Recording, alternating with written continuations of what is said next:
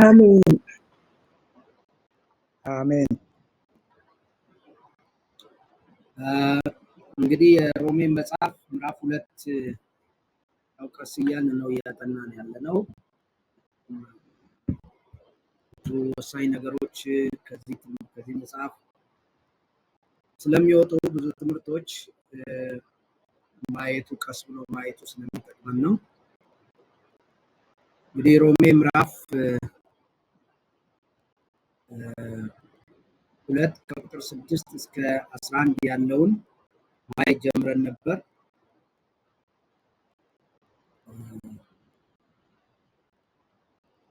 ስለዚህ እሱን እንቀጥላለን። አንዳንድ ጥያቄ የሚያስነሱ ነገሮች ስላሉ እሱም ደግሞ ጠለቅ አድርገን ማየት እንሞክራለን።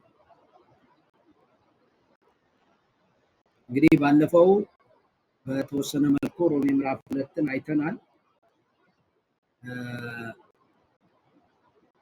በተለይ ደግሞ እያንዳንዱ እንደ ስራው እንደሚከፈል ከቁጥር 6 ያለው እሱን ዛሬ በተለይ ጠንከር አድርገን ለማየት እንሞክራለን። እሱ ለእያንዳንዱ እንደ ስራው ያስረክበዋል። በበጎ ስራ በመጽናት ምስጋናንና ክብርን የማይጠፋን ሕይወት ስለሚፈልጉ የዘላለምን ሕይወት ይሰጣቸዋል። ለአመፃ በሚታዘዙ እንጂ በእውነት በማይታዘዙት እና በአድመኞች ላይ ግን ቁጣና መቅሰፍት ይሆንባቸዋል። ክፉን በሚያደርግ ሰው ነፍስ ሁሉ መከራና ጭንቀት ይሆንበታል። አስቀድሞ በአይሁዳዊ ደግሞም በግሪክ ሰው ነገር ግን በጎ ስራ ለሚያደርጉ ሁሉ ምስጋና፣ ክብር፣ ሰላም። ዶክተር ድምጽ ይርቃል።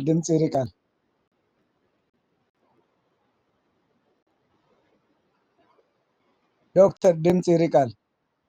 ያንተ እንዳይሆን ሌሎቻችሁም ተመሳሳይ ነው።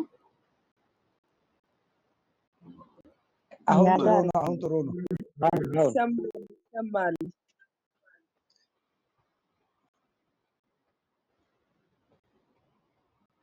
እሺ፣ ምስጋናና ክብር ሰላምም ይሆንላቸዋል። አስቀድሞ ለአይሁዳዊ ደግሞም ለግሪክ ሰው እግዚአብሔር ለሰው ፊት አለ። ይህ ክፍል በጣም አከራካሪ ክፍል ነው። ምክንያቱም አንድ ትልቅ የሚያነሳው ሰው በስራ ነው ወይ የሚድነው የሚለውን ጥያቄ ስለሚያስነሳ ማለት ነው። ስለዚህ እዚህ ቦታ ያሉት ቁልፍ ቃላቶች ሽልማት አለ፣ ቅጣት አለ፣ ከያዝም የሚባለውን ባለፈው አስረድቻችኋለሁ። ዋናው ጭብጥ እዚህ ቦታ ላይ በተለይ ብሉይ ኪዳን ላይ ስንመለከት ለእያንዳንዱ እንደ ስራው ወይም እንደ ስራዎቹ ይመልስለታል የሚል አለ። በግሪኩ አፖዴይስ ኤካስቶ ካታታ ኤርጎ አውቱ ይላል። ኤርጎ ማለት ስራ ማለት ነው። ኤርጋ ማለት ስራ ማለት ነው። አውቱ እንደ ስራው እያንዳንዱ እንደ ስራው ይሰጣል። መዝሙረ ዳዊት ላይም ተመሳሳይ እንደዚሁ በግሪኩ ተመሳሳይ እንደ ስራው ይከፍላል የሚል ምዕራፍ 62 ከቁጥር 12 ላይ ታገኛላችሁ። ምሳሌ 24 ከቁጥር 14 ላይ ከሞላ ጎደል በቀጥታ ሀሳቡን ይጠቀማል ማለት ነው። ለምሳሌ መዝሙረ ዳዊት ምዕራፍ 32 ከቁጥር 12 አንተ ለእያንዳንዱ እንደ ስራዎቹ ትመልስለታለህ ይላል። ምሳሌ 24 12 ላይ ለእያንዳንዱ እንደ ስራቸው የሚመልስ ይላል። ሮሜ 2:6 ላይ ታዲያ ከዚህ ጋር ይስማማል። ለእያንዳንዱ እንደ ስራዎቹ ይመልሳል ነው የሚለው። ስራዎቹ ብዙ ቁጥር ነው ማለት ነው። እንግዲህ ይህ በብሉይ ኪዳንም ያለ እንደ ስራው እያንዳንዱ እንደ ስራው የመክፈል ወይም የመስጠት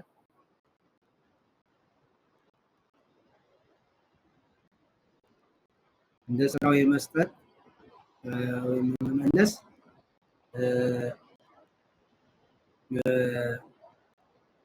ብሉይ ኪዳን ውስጥ የነበረ ነው። በአዲስ ኪዳን ውስጥ ይሄ ጉዳይ አቁሟል የሚለው ነው እንግዲህ ትልቁ ጥያቄ። በዚህ ቦታ ሮሜ ምዕራፍ 2 ቁጥር 6 ላይ ጳውሎስ ያንኑ ሀሳብ ነው የሚናገረው። እግዚአብሔር ባህሪው እያንዳንዱ እንደ ስራው የሚከፍል ነው። ዝርዝር ትንታኔን ለማየት ለምሳሌ ቁጥር 7 ላይ ስትመለከቱ በበጎ ስራ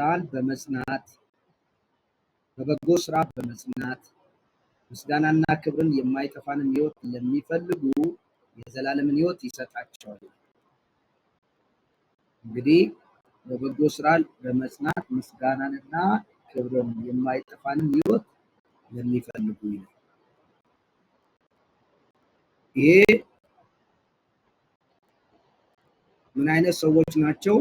አንድ በመልካም ስራ በእውነት የሚል አለ ዋን ግሪኩ ላይ እዚህ ላይ የለም፣ ግን በእውነት በመልካም ስራ በትዕግስት ጸንተው ክብርን ሞገስንና የማይጠፋን ለሚሹ የዘላለምን ሕይወት ይሰጣቸዋል። እንግዲህ እግዚአብሔር ለሕዝቡ የሚፈልገውን በኢዮብ ላይ ጠቅሷል። እንደተገለጸው ያስተጋብ ከፍታን ለሚፈልጉ፣ ኃይልን ለሚፈልጉ፣ ክብርን ለሚፈልጉ፣ ሞገስን ለሚፈልጉ እንደዚህ ይህ በብሉይ ኪዳንም ያለ ሀሳብ ነው። ምዕራፍ 10 ላይ ታገኛላችሁ። ሮሜ 2:7 ላይ ተመሳሳይ ነገር ነው። መዝሙረ ዳዊት ምዕራፍ 8 ቁጥር 5 ላይ የብሉይ ኪዳንን ሀሳብ ካነሳን እግዚአብሔር በፍጥረት ጊዜ ለሰው ልጆች የሰጠውን ያንጸባል። ለምሳሌ ከመላእክት ይልቅ በጥቂት አሳነስከው በክብር እና በሞገስ ይላል። ይህ ክብር ሞገስ የሚባለው ነገር ከእግዚአብሔር የሚገኝ እንደሆነ ግን በእውነትና በመልካም ስራ በትዕግስት ጸንተው ምን ከእግዚአብሔር ክብርን፣ ከእግዚአብሔር ሞገስን፣ ከእግዚአብሔር የማይጠፋውን ኢሞርታሊቲ ያለመሞትን ያለመጥፋትን ለሚፈልጉ ሰዎች ማለት ነው። ግን እነዚህ ሰዎች እነዚህን ክብርን ሞገስንና አለመጥፋትን የሚፈልጉ ኢሞርታሊቲን የሚፈልጉ ሰዎች አንደኛው ባህሪያቸው ጽናት ነው ወይም ትዕግስት ነው። በጽናት መልካምን ስራ የሚሰሩ በትዕግስት በብርታት በመጽናት እንደማለት ነው። ስለዚህ የግሪኩ ሄፓሞኔ የሚባለው መጽናት ትዕግስት ተብሎ የተተረጎመው በትዕግስት የሚለው ሄፓሞኔ ማለት ነው። ሄፓሞኔ ጽናትን፣ ብርታትን እና መታገስን ሁሉ የሚያካትት ነው እና በመታገስ በመጽናት መታገስ ማለት ነው። በእንግሊዝኛው ስቴዲፋስት ኢንዱራንስ ወይም በማያቋርጥ ሁኔታ ዛሬም ነገም ተመሳሳይ ትዕግስትንና ጽናትን እያሳዩ መልካምን በመስራት ይቀጥላሉ ማለት ነው። ስለዚህ በመጽናት መታገስ በኋላ በሮሜ 5 ቁጥር 3-4 ላይ 8-25 ላይ 15-4-5 ነው። በሌሎች የጳውሎስ መልእክቶች እና በአዲስ ኪዳን ውስጥ ሁሉ እንደዚህ ቢተረጎም ይመረጣል። ታዲያ በመልካም ስራ ነው። የስራው አይነት አለ። ስራ ነው የሚሰሩት። መልካም ስራ ነው፣ ማንኛውንም ስራ አይደለም። እባካችሁ እንትናችሁን አትክፈቱ፣ ማይካችሁን አትክፈቱ፣ ይረብሻል በጣም።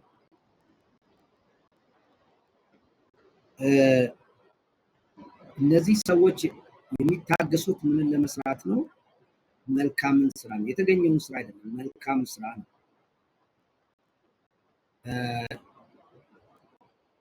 እንግዲህ መልካም ስራ የሚለውና የጳውሎስን ስነ መለኮት ስንመለከት በሮሜ እና በሌሎች በጳውሎስ መልእክቶች ካሉ የስነ መለኮት አገላለጾች አንጻር ለአንዳንዶች በተወሰነ መልኩ እንግዳ ሊመስል ይችላል። ምክንያቱም ጳውሎስ መልካም ስራም ብሎ ሰው በጸጋ ይድናል ብሎ እንዴት በመልካም ስራ ብሎ ይናገራል የሚል እንትን አለ። ተቃርኖ ነው ወይ የተቃረነ ነው ወይ ራሱን ብሎ የሚሉ አሉ። ምንም እንኳን ትርጉሙ ሮሜ ምዕራፍ 2:10 ላይ መልካሙን ለሚያደርግ ለሚሰራ ሁሉ እንደገና ስለሚደግመው ማለት ነው። ሮሜ ምዕራፍ 2:10 ይደግማል። ስለዚህ መልካሙን መስራት በመስራት የሚጸኑ ነው። አንድ ቀን ሰርተው ወይ 2 ቀን ሰርተው ወይ ደግሞ 1 ዓመት ወይ 2 ዓመት 10 ዓመት ወይ 11 ዓመት እስከ መጨረሻው በህይወታቸው መልካም መስራት የሚጸኑ ጸንተው ክብርንም ደግሞ የሚሹ ማለት ነው። ስለዚህ ሮሜ ምዕራፍ 2 ቁጥር 7 ላይ መልካሙን ማድረግ ወይም መስራት እና መልካሙን ማድረግ መስራት ቁጥር 10 ላይ እና ሮሜ ምዕራፍ 2 ቁጥር 11 እስከ 15 ደግሞ የህግ ነገሮች ስራ ስራ ይህ ከጳውሎስ መልእክት ነው ወይ እውነት ጳውሎስ ነው ወይ የጻፈው ብለው አንዳንዶቹ ጳውሎስ አልጻፈውም፣ ስለዚህ የሆነ ጸሐፊ እንትን አርሞት ነው እና እዛ ውስጥ ገብቶ እንጂ የጳውሎስ አስተምሮ አይደለም ብለው የሚከራከሩ አሉ። ምክንያቱም ጳውሎስ መልካምን ስራ በመስራት እንድናለን ብሎ አይልም። ይሄ ትክክል አይደለም ብለው የሚያስቡ ሰዎች ስላሉ የጳውሎስ አይደለም መስተፋሰ እግዚአብሔር የለበትም የሚል ደረጃ ሁሉ ይሄዳሉ እና በጣም ጥንቃቄ ይጠይቃል። እኛ ካልተመቸን ይሄ ጳውሎስ አልመጣም ከኛ ዶክትሪን ጋር አልስማማ ስላለ ብቻ ያንን ክፍል ነጥሎ ማውጣት አይቻልም፣ በጣም አይቻልም። እዚህ ላይ ነው ጥንቃቄ የሚያስፈልገው ማለት ነው። እንግዲህ በዚህ ቦታ ላይ በተለይ አፓስ ሌጎሜና የሚባል አባባል አለ። በጳውሎስ ጽሑፎች አንድ ጊዜ ብቻ የሚገኝ ማለት ነው። በዚህ ቦታ ላይ አፓክስ ሌጎሜና ወይም ፖላይን አፓክስ ሌጎሜና የምንለው በጳውሎስ ጽሑፎች ውስጥ አንድ ጊዜ ብቻ የሚገኝ ተብሎ ሊታሰብ ይችል ይሆናል።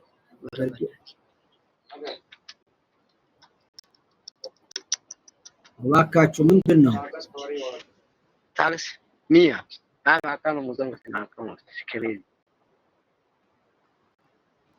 ማን ነው እሱ የሚረብሸን? ታደለ አዳነ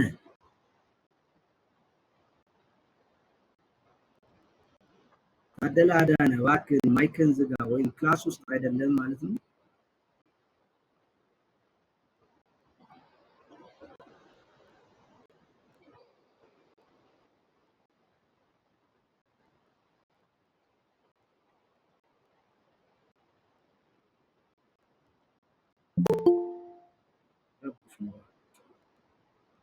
ሁሉም ታደለ አዳነ አልዘጋም፣ ራሱ ሄዶ ይሆናል እንጂ ማይኩ ዝጋ አይደለም። የለም ክላስ ውስጥ ምስጋና አለ።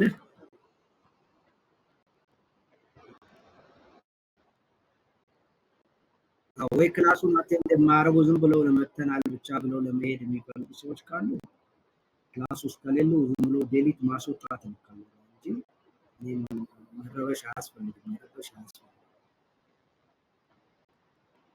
አንዳንዱ ዝም ብሎ ገብቻለሁ ለማለት ብቻ ነፍቶ ይሄዳል። ጥሩ አይደለም። ታማኝነት ያስፈልጋል።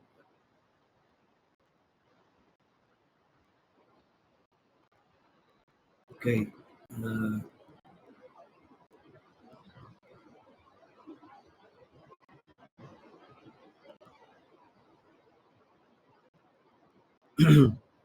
ስለዚህ ይሄ ሁለቱ ሀሳብ ከጳውሎስ ጋር ይጋጫል በማለት ይህንን ክፍል የሚቃወሙ ሰዎች አሉ። የእግዚአብሔር ቃል ነው ብለን የምናምነው የሚጋጭ ነገር በጳውሎስ መልእክቶች ውስጥ የለም። ሊመስሉ ይችሉ ይሆናል፣ ግን እንደዚህ አይነት የሚጋጩ በተለይ ከኛ አስተምሮ ከኛ ዶክትሪን ጋር የሚጋጭ መስሎ ከታየ ሌላ ማብራሪያ እንፈልጋለን ማለት ነው። ይሄ ያው የሰዎች አተረጓጎም ነው። በኋላም እናያለን። ባሬት የሚባለው ተንታኝ ሲሰራ የዚህ ከባድ እና አስፈላጊ ጥያቄ መልስ የግድ ነው፣ ስራዎች ምን ማለት እንደሆነ ይወስናል። ምክንያቱም ጳውሎስ እነዚህን እንግዳ የሚመስሉ አገላለጾች በግልጽ የሚቀበላቸው ይመስላል። ምን ማለት ነው? ባሬት ይህ ጥያቄ ይነሳብናል። ምን ማለት ነው?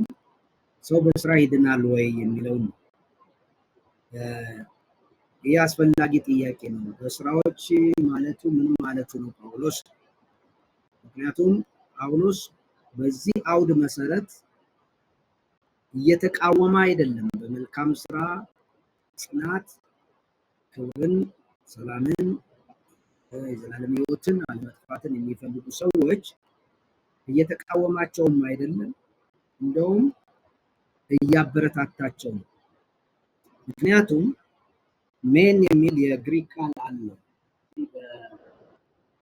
እንትናችን ውስጥ ማለት ነው። ሮሜ ውስጥ በአማርኛችን በደንብ አልተተረጎመም እንጂ ሮሜ ምዕራፍ 2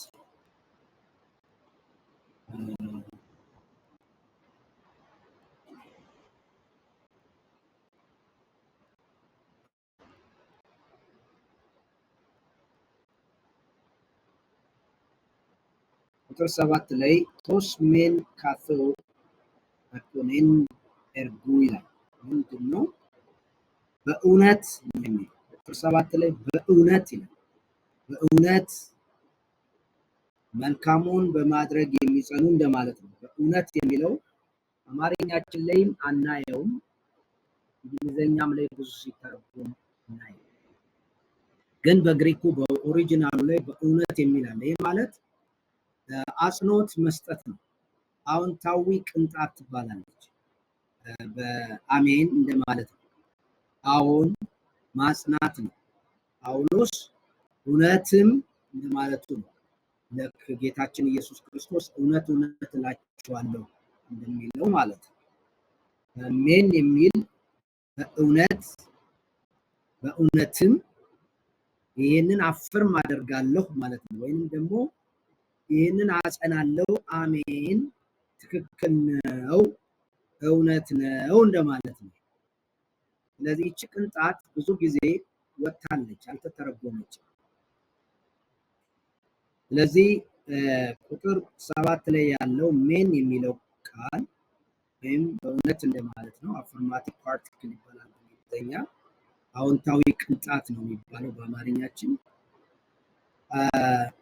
ብዙውን ጊዜ ዘመናዊ ትርጉሞች ውስጥ አይወክልም። ነገር ግን ለመተርጎም አስቸጋሪ ቢሆንም ጳውሎስ እዚህ ላይ ተደራሾቹ ቀድሞውኑ ያውቁታል ብሎ ያመነውን ነገር እየተናገረ እንደሆነ ይጠቁመናል። የሚያምነው አፈም የሚያደርጉት ጉዳይ ነው ማለት ነው። ሌላው እዚህ ቦታ ላይ የምናገኘው የዘላለምን ሕይወት ነው። ቁጥር 7 ላይ የማይጠፋን ሕይወት ወይም ለሚፈልጉ የዘላለምን ሕይወት ይሰጣቸዋል። የማይጠፋን ሕይወት መፈለግ የዘላለም ሕይወት ይሰጣቸዋል ይላል። እንግዲህ በመጀመሪያ ነው የሚጠቀመው እዚህ ቦታ ላይ የዳንኤል መጽሐፍ ምዕራፍ 12 ላይ የሚጠቀማል። ብሉይ ኪዳን ላይ ለዘላለም ዞዌ ኦይኖኒያ አይኦኒዮን ኤዞዌን አይኦኒየን የሚል ቃል ነው በግሪኩ። ይህ የዘላለምን ሕይወት እንደማለት ነው። እርግጥ ገላትያ 6:8 ሮሜ 5:21 ሮሜ ምዕራፍ 6 ቁጥር 22 እስከ 23 ላይ ይገኛል። የዘላለም ሕይወት ነው ማለት ነው። ብሉይ ኪዳን ላይ ብዙም አይገኝም፣ ግን ሰጥቷቸው ምዕራፍ 12 ቁጥር 2 ላይ እናገኘዋለን። በዳንኤል 12 ቁጥር 2 መሰረት አገላለጹ በሁለተኛው ቤተክርስቲያን የልዩነት ዘመን በጻድቃን የመጨረሻ የህይወት መዳረሻቸው ለመግለጽ ተጠቅሟል።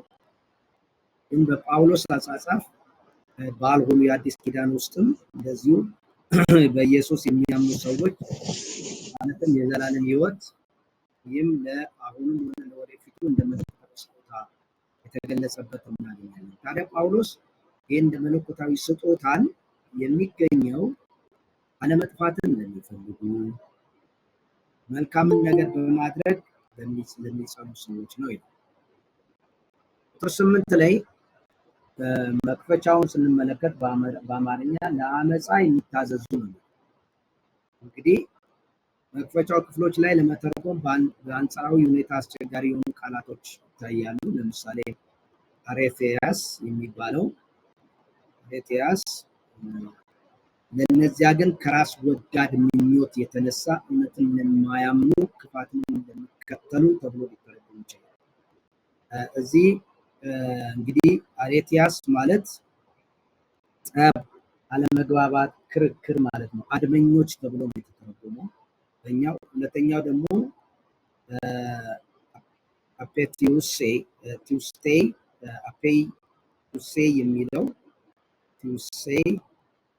የሚለው ቃል የተባታይ ቃል ነው። የማይታዘዙ ማለት ነው ወይም የማያምኑ ብለው አንዳንዶች ይተረጉማሉ። ነገር ግን የማያምኑ አይደለም፣ እዚህ ጋር የማይታዘዙ ነው የሚለው። ራስ ወዳድ ምኞት ወይም ክርክር የሚያመጡ አመፀኞች፣ አድመኞች። ስለ ቃሉ እንግዲህ ጠብ፣ አለመግባባት፣ ክርክር፣ እነዚህን የመሳሰሉ ነገሮችን፣ ቡድንተኝነት፣ እነዚህን የመሳሰሉ ለምሳሌ ይሄ ቃል ሲተረጎም ማለት ነው። ፓሬቲያ ድንተኛ መሆን የራስን ወዳድና ጠብ ፈላጊ ክርክር ፈላጊ መሆን ማለት ነው። ከፋፋይ እነዚህ አድመኞች የሚባሉት እንደዛ አይነት ሰዎች ናቸው። እነዚህ አድመኞች ላይ ግን ቁጣና መቅሰፍት ይሆናል። በጥንት ዘመን ባሉት አጠቃቀሞች እንግዲህ በአርስቶትል ማለት ነው ይሄ ፓሬቲያ የሚባለው የሚጠቀሙት በሴራ የህዝብ ቢሮን መፈለግን በሚያመለክት ሁኔታ ነው። ሴራን ሴረኞች እንደማለት ነው። አድመኞች ማለት ሴረኞች በፖለቲካው በዛ ዘመን የነበረ ፖለቲካ እንደነ አርስቶትል የነበሩ ሰዎች የተጠቀሙበት በሴራ የሌላውን ቢሮ ወይም ስልጣንን ለመያዝ የራስን ጉዳይ ለመፈለግ በሴራ የሚሄዱ ራስ ወዳዶች የሚለው ለማለት ተጠቅሟል።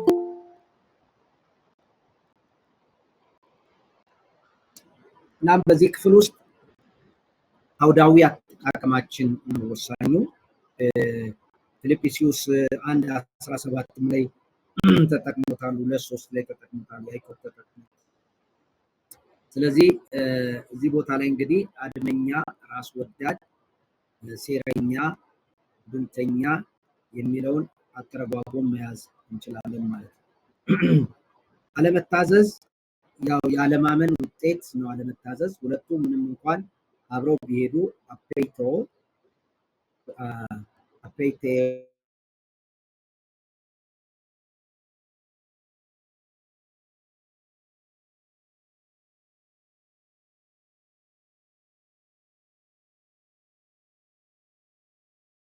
ማለት ነው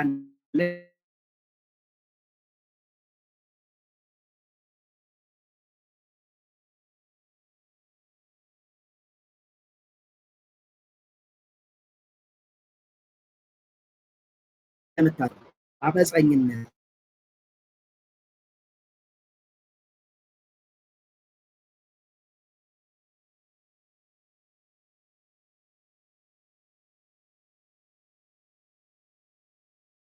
የሚታዘዙ ክርስቲያኖች አሉ፣ የማይታዘዙ አማኞች እንዳሉ ደግሞ ምዕራፍ 10 ላይ ሮሜ ላይ ይላል። ስለዚህ አለማመን እና የማያምን የማይታዘዝ ካለማመን የሚነሳ ምክንያቱም ሮሜ ምዕራፍ 1 ቁጥር 5 ወንጌል የሚሰበከው ከእምነት የሚነሳ መታዘዝ እንዲገኝ ነው። አለመታዘዝ ነው የማይታዘዝ መሆንን ነው የሚናገረው ማለት ነው። ስለዚህ እነዚህ ቃላቶች ቀላል ቃላቶች አይደሉም። እነዚህ የማይታዘዙ ሰዎች ያኛው እንግዲህ መልካምን በማድረግ የሚጸና ማለት የሚታዘዝ ማለት ነው። በተቃራኒ ሁለቱም ተቃራኒ አድርገን ካየ ነው ማለት ነው። አንደኛው ቡድን የዘላለምን ሕይወት የሚፈልገው አለመጥፋትን የሚፈልገው በአጭር ቃል የሚታዘዝ ማለት ነው። በመታዘዝ የሚጸና የሚታዘዝ ሰው ሁልጊዜ እግዚአብሔር የሚታዘዝ ሰው መልካምን ነው የሚያደርገው፣ መቼም የሚያጠፋ ሰው አይደለም። ስለዚህ በመታዘዝ የነዚህ ተቃራኒ ማለት ነው። የቁጥር 7 የቁጥር 8 ተቃራኒ ሰዎችን ነው የሚናገረው፣ ለአመፅ የማይታዘዝ። ስለዚህ አንድ ቃል ሁለቱም ሊያብራራቸው ይችላል። አንደኛው የማይታዘዘውን ሲናገር፣ ሌላኛው ደግሞ የሚታዘዘው። የሚታዘዘው ሰው ምን አይነት ፍላጎት አለው? ምን አይነት ራዕይ አለው? ምን አይነት መሻት አለው?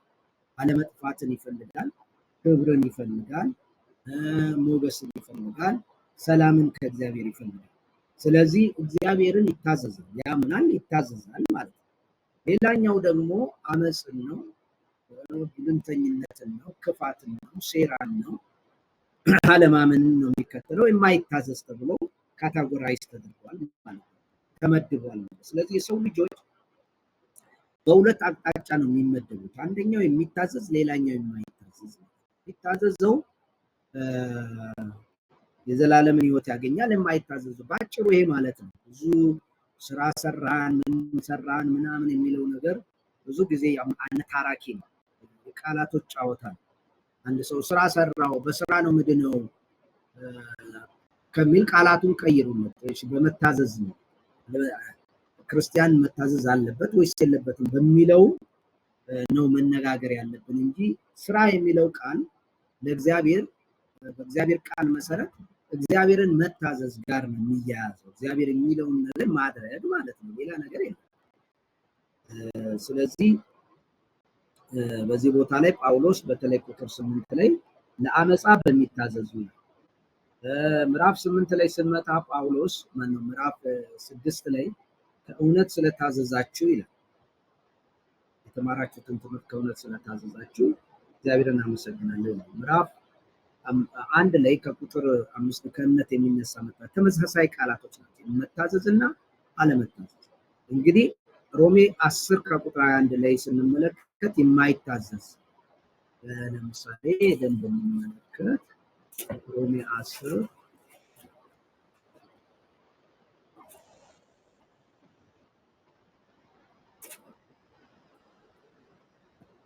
1 ስለ እስራኤል ግን ቀኑን ሁሉ ወደማይታዘዝና ወደሚቃወም ሕዝብ እጆቼን ዘረጋሁ ይላል። አለመታዘዝ ነው። 11:31 ላይ እንዲሁ በተማራችሁበት ምሕረት እነርሱ ደግሞ ምሕረትን ያገኙ ዘንድ እንደዚሁ ደግሞ አሁን አልታዘዙም፣ አላመኑም እንደማለትም ነው። 15:31 ላይ 15:31 ላይ ደግሞ ሮሜን ስንመለከት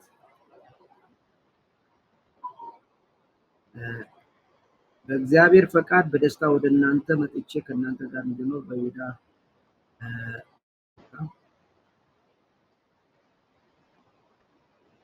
ወንድሞች ሆይ ስለ እኔ ወደ እግዚአብሔር እየጸለያችሁ ከኔ ጋር ተታገዙ ክርስቶስና በመንፈስ ቅዱስ ፍቅር እለምናችኋለሁ። በእግዚአብሔር ፈቃድ በደስታ ወደ እናንተ መጥቼ ከእናንተ ጋር እንዳር በይሁዳ ካሉት ከማይታዘዙ እድን ዘንድ።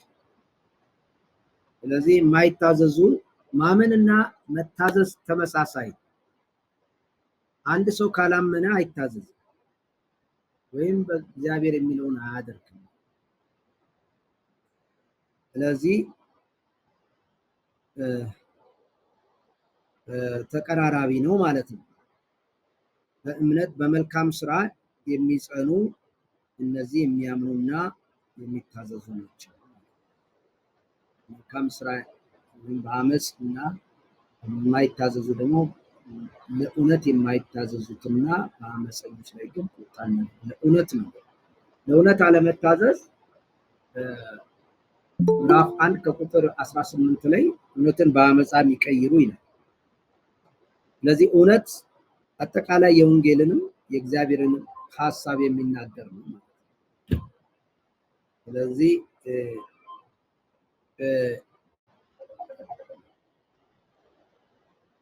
እያንዳንዱ ማነው መጽሐፍ ቅዱስ ለሁለት ይከፍላቸዋል ማለት ነው። ምንድነው የማይታዘዙ ሰዎች ቁጣን በራሳቸው ላይ ያከማቻሉ። በጌታ ቀን ቁጣ እንደ ሀብት ነው ማለት ነው። ቁጥር 9 እስከ 10 ያለው ተገላቢጦሽ ነው። ሁለቱንም የሚገልጸው ተመሳሳይ ነገር ደጋግሞ ነው የሚናገረው ማለት ነው። ምስጋናና ክብር እንደዚሁ ደግሞ ሌሎቹ ክፋትንና አመፅን የሚያደርጉ ደግሞ ይህንኑ መከራና ጭንቀት እንደሚደርስባቸው በእያንዳንዱ ሰው ነፍስ ላይ ነው መከራን ክፋትን እንግዲህ የእግዚአብሔር ቅጣት ነው ማለት ነው። ክብር ሞገስና ሰላም ሮሜ ምዕራፍ 2 ቁጥር 7 ላይ ታገኛላችሁ። የማይጠፋውን ሮሜ 10 መልካሙ ስራ በማድረግ ይላል አሁን። ስለዚህ እነዚህ መልካሙ ስራ በማድረግ የሚለው ከህግ ስራዎች ጋር አንድ ናቸው ወይ የሚለው ጥያቄ ሌላው ጥያቄ ነው። ህግን መስራት ነው የሚል ህግ መልካም ስራ ይቃወማል ወይ ነው የመጀመሪያው ጥያቄ። ህግ ስንል ብዙ በኋላ እናየዋለን። ግን ህግ ሲባል መልካም ስራ ይጠላል ወይ? መልካም ስራ ህግ ማለት ከመልካም ስራ ውጭ ነው ወይ? ሌላም ደግሞ ልናነሳ የምንችለው ምንድነው? ክርስትና መልካም ስራን ይቃወማል ወይ? ክርስትና መልካም ስራ በመስራት እንድናለን ነው የሚለው ወይም መልካም ስራ የማይሰራም ሰው ይድናል ነው የሚለው? ወይስ መልካም ስራ የክርስትና ውጤት ነው የሚለው እነዚህ ነገሮች ውዝግብ ፈጥረዋል ማለት ነው። እሱም በኋላ በሰፊው እናያለን። አስቀድሞ ለአይሁዳዊ ደግሞም ለግሪክ ሰው የሚለው ኦልሬዲ የምታውቁ ስለሆነ እሱ ነው። እንግዲህ እግዚአብሔር ለማንም አያደላም ነው። አይሁዳዊም ሆነ የግሪክ ሰው ሆነ እግዚአብሔርን በመታዘዝ አንደኛ በፍላጎት ላይ እንደሚመሰረት ይናገራል። የዘላለም ሕይወት ለማግኘት አለመጥፋት ማግኘት ሰዎች የሚላል ፍላጎት እንዳለም ይናገራል። እግዚአብሔር ሰው ፍላጎት የለውም ፈቃድ የለውም አይልም፣ ፍላጎት እንዳለው ይናገራል። ሌሎቹ ደግሞ በአመፃ ደስ የሚላቸው አሉ፣ ፋት ደስ የሚላቸው አሉ፣ ይደሰቱ አሉ እሱን በማድረጋቸው ነው። እነዚህን ከላይ ምዕራፍ 1 ከቁጥር 18 ጀምሮ ያሉትን በደንብ አይ። ስለዚህ በአጠቃላይ እግዚአብሔር ለሰው ልጆች ለየትኛውም ይሁን አይሁዳዊ ስለሆነ ከአብርሃም ዘር ስለተወለደ ደግሞም የግሪክ ሰው ሆኖ እንደው ዝም ብሎ ፈላስፋም ስለሆነ ብቻ ለማንም አያደላም። እግዚአብሔር ፍትሃዊ ዳኛ ነው። መጨረሻ ላይ ለሁሉም እኩል ይፈርዳል። ግሪክም ሆነ ሁሉም ሰው ማናቸውም ሰው ቢሆን እግዚአብሔር ይፈርዳል። የእግዚአብሔር ፍርድ አያደላም ነው።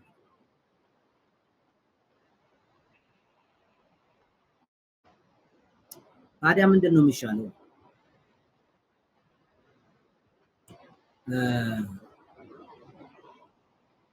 አንዳንድ ጊዜ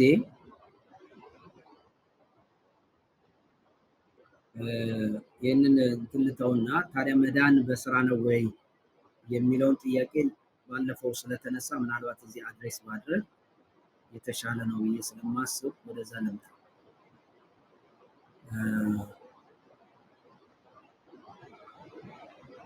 ብዙ ጊዜ ጥያቄ ስለሚነሳ ትንሽ ምንም እንኳን ጳውሎስ ይሄ እንደ እሱ ጉዳይ አድርጎ ባያነሳም እናንተ እንደ ጥያቄ ስላነሳችሁት ትንሽ ጊዜ ወስደን እንመልከተው። ሰው ስራና ድነት ፍርድ ምን ይመስላል የሚለውን በጣም ውስብስብ ያለ ሀሳብ ነው። ቢሆንም ግን ለማብራራት ልሞክር። በዶክትሪን አንጻር ነው የምናየው። እንግዲህ ባለፈው እንዳልኳችሁ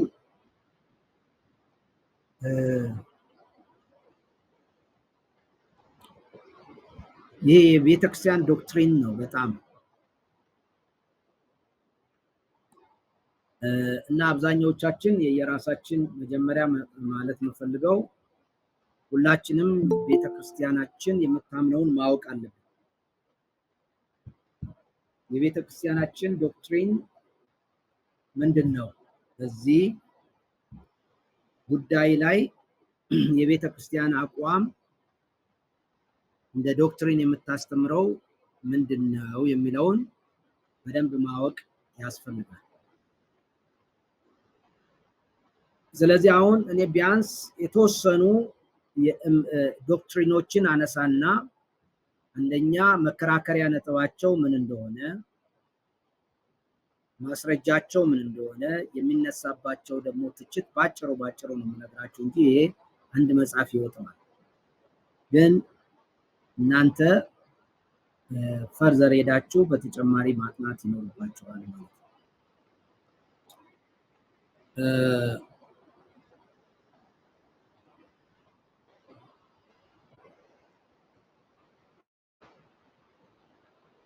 ኦኬ እንግዲህ የመጀመሪያው የምናየው ዲስፐንሴሽናሊስት የሚባሉ ናቸው። እነዚህ በዘመን የሚከፍሉ ማለት ነው። ለምሳሌ የህሊና ዘመን፣ የህግ ዘመን፣ የጸጋ ዘመን ወይም ደግሞ በኋላ ደግሞ የዘላለም የሺህ ዓመት መንግስት ተብሎ የሚባለው በእንደዚህ በዘመናት የሚከፋፍሉና የሚያስተምሩ አሉ። ይህንን ከፋፍለው በዘመን እነዚህ በእንግሊዝኛው ዲስፐንሴሽናሊስት ይባላሉ። ዋናው ዶክትሪኑ ወይም አስተምሮ ምንድነው? የዘላለም ሕይወት በእምነት የሚገኝ ነፃ ስጦታ ነው። ጽናትና ስራዎች የሚነኩት ዋጋዎችን ብቻ ነው እንጂ መዳንን አይደለም። ይህ ማለት ምን ማለት ነው? ለምሳሌ ሮሜ ምዕራፍ 2 ላይ መልካምን በመስራት የሚጸና የሚለውን ቅድም ያነሳነውን እሱ የሚናገረው የዘላለምን ሕይወት በተመለከተ ሳይሆን በመጨረሻ እንደ ክርስቲያን ሽልማት ያገኛል ወይስ አያገኝም የሚለው ነው። እሱን ነው የሚወስነው። ዋጋችንን ብቻ ነው የሚወስነው እንጂ የዘላለም ሕይወታችንን አይነካም ነው። ጸንተን ብንሰራው ስራ የምናደርገው ድርጊት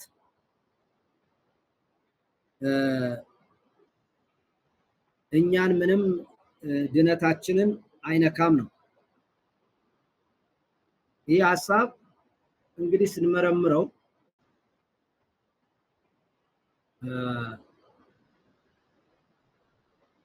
ምንድነው ማስረጃቸው የሚለው ነው።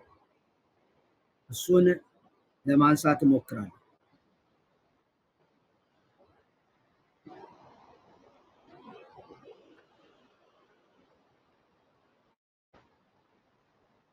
ምንድነው የዚህ ዶክትሪን ዋናው ጽንሰ ሐሳብ? መጽሐፍ ቅዱስ በግልጽ የሚያስተምረው ሰው በክርስቶስ በማመን በጸጋው መዳን ነው። እያንዳንዱ ግለሰብ ሲያምን ይድናል። ድነትም ግል ነው፣ በግል ነው። እያንዳንዱ ክርስቲያን በግሉ ይድናል።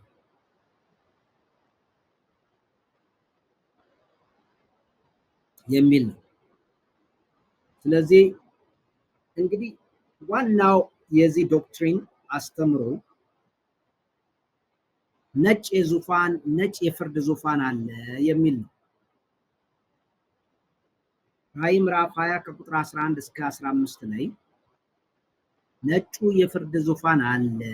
ስለዚህ ነጭ የፍርድ ዙፋን ስላለ በዚህ የፍርድ ዙፋን ላይ የፍርድ ዙፋን የሚዘረጋው ደግሞ በታሪክ መጨረሻ ላይ ነው።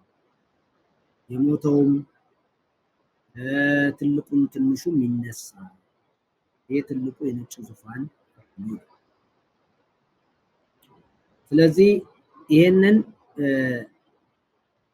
በዚህ ነጭ ዙፋን ፍርድ ላይ ክርስቲያኖች አይፈረድባቸውም ነው የሚለው።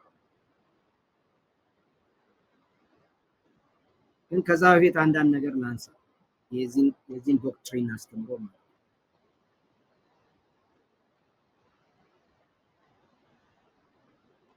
ዮሐንስ 3:16 ዮሐንስ 6:35 ዮሐንስ 11:26 5:24 በተለይ ይሄንን የሚያስተምረው በዮሐንስ ወንጌል ላይ የዚህ አይነት ትምህርት ያለው ሰው ወይም ደግሞ እግዚአብሔር የሚፈርድ ክርስቲያኖች አይፈረድባቸውም፣ በመጨረሻ ግን እግዚአብሔር ፊት ቀርበው ሽልማታቸውን ነው የሚወስዱት እንጂ አንድ ከዳኑ ድነዋል የሚለው አስተምሮ አብዛኛውን የሚቀዳው ወይም እንደ መረጃ የሚያመጣው የዮሐንስ ወንጌል ምዕራፍ 3 ከቁጥር 16 ምዕራፍ 6 ከቁጥር 35 ምዕራፍ 11 ከቁጥር 26 ምዕራፍ 5 ከቁጥር 24 ይሄ ነው እንግዲህ ዋናው መሰረታቸው ማለት ነው። እንግዲህ በልጁ የሚያምን የዘላለም ሕይወት አለው፣ አይጠፋም፣ አይራብም፣ አይጠማም፣ በፍጹም አይሞትም የሚለውን ሐሳብ ማለት ነው። ስለዚህ እነዚህ ጥቅሶች በግልጽ የሚናገሩ ናቸው። ስለ መጽናት የሚናገር ነገር የለውም። ስለ መልካም ስራ የሚናገር ነገር የለውም። ይሄንን ማመን ብቻ ነው የሚጠይቀው የሚል። ሌላው የሚነሳው የዚህኛው ክርስቲያኖች በስራ አይፈረድባቸውም። በመጨረሻ ፍርድ ግን ለሽልማት ነው እንጂ እግዚአብሔር ዙፋኑ የሚዘረጋው ለነሱ ፍርድ የለም። አንዴ ከዳኑ ድነዋል፣ ካመኑ ድነዋል የሚለው የተለያዩ ጥቅሶችን ያነሳል። ለምሳሌ ሉቃስ ምዕራፍ 19 ከቁጥር 12 እስከ 27 ድረስ ያለው እዚህ ቦታ ላይ የዘላለምን ለምሳሌ የምናኑ ምሳሌ ንግግር ነው፣ ፓራብልን ነው። እዛ ላይ ስለ ታማኝነት ስለ ውጤታማነት ነው እንጂ ስለ ዘላለም ሕይወትና ስለ ዘላለም መጥፋት አይናገርም። ይህ የዘላለምን ሕይወት አይናገርም፣ ውጤታማ ስለመሆን ታማኝ ስለመሆን ብሎ ያስተምራል። ስለዚህ የዘላለምን ሕይወት አይነካም ብለው ነው የሚያስተምሩ።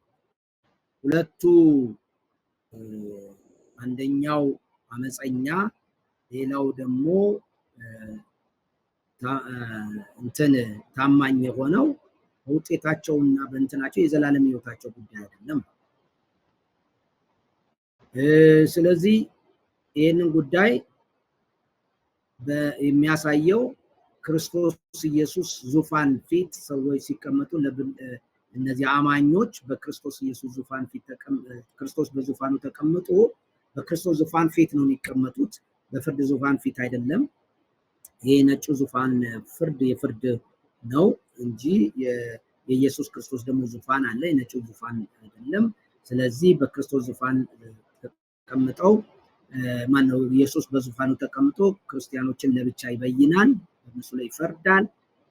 ስለዚህ በዛ ሰዓት ሽልማታቸውን የመስጠትና ያለመስጠት ጉዳይ ነው እንጂ የዘላለም ሕይወትን የማግኘትና ያለማግኘት ጉዳይ አይደለም። ስለዚህ ሉቃስ 19 ከቁጥር 12 እስከ 27 ያለውም የሽልማት ጉዳይ ነው። በኢየሱስ ክርስቶስ ኢየሱስ በዙፋኑ ላይ በተቀመጠ ጊዜ የሚፈርድበት ጊዜ ቅዱሳኖች የሚያስፈልጋቸውን ሽልማት የማጣትና የማግኘት ጉዳይ እንጂ የዘላለምን ሕይወት የማግኘትና ያለማግኘት ጉዳይ አይደለም የሚል ነው።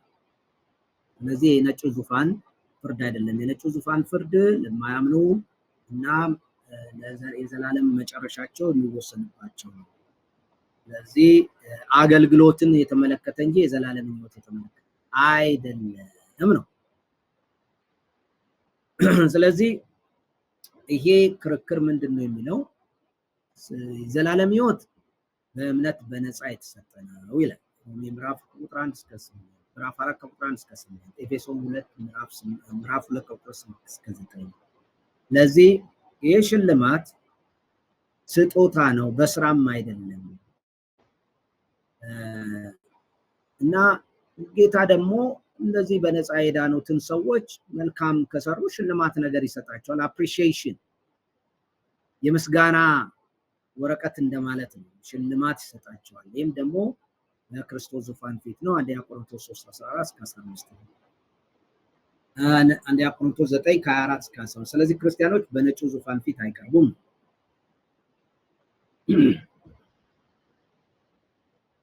ማስተዋል ያለባችሁ ጥቅሶቹ ከየት እና ከየት መጥተው ነው የተገናኙት የሚለው በጣም የአተረጓጎም ስርዓቶችን የጣሰ ሊሆን ይችላል እና ጥንቃቄ ያስፈልጋል። ለምሳሌ አንደኛ ቆሮንቶስ ላይ የክርስቶስ ዙፋን የሚለው ያለው ጳውሎስ ነው የጻፈው።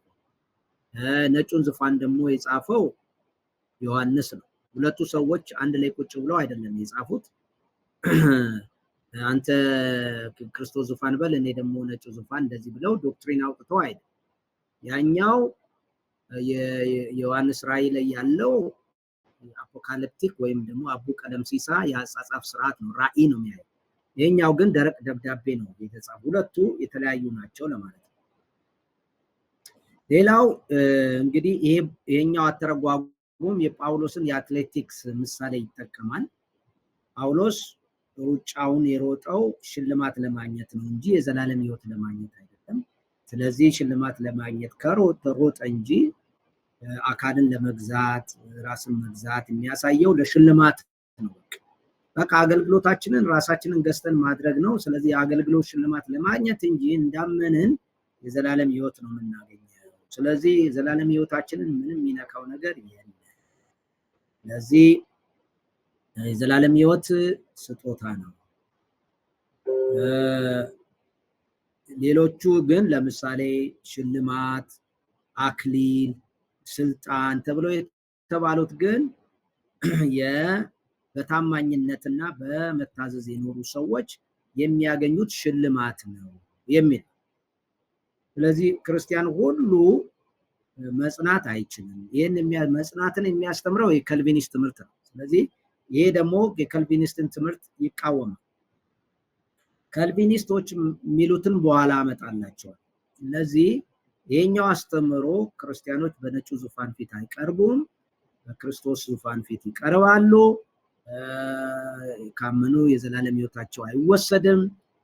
በፍርድ ጊዜ የሚቀርቡት ተለይተው በክርስቶስ ዙፋን ፊት ነው።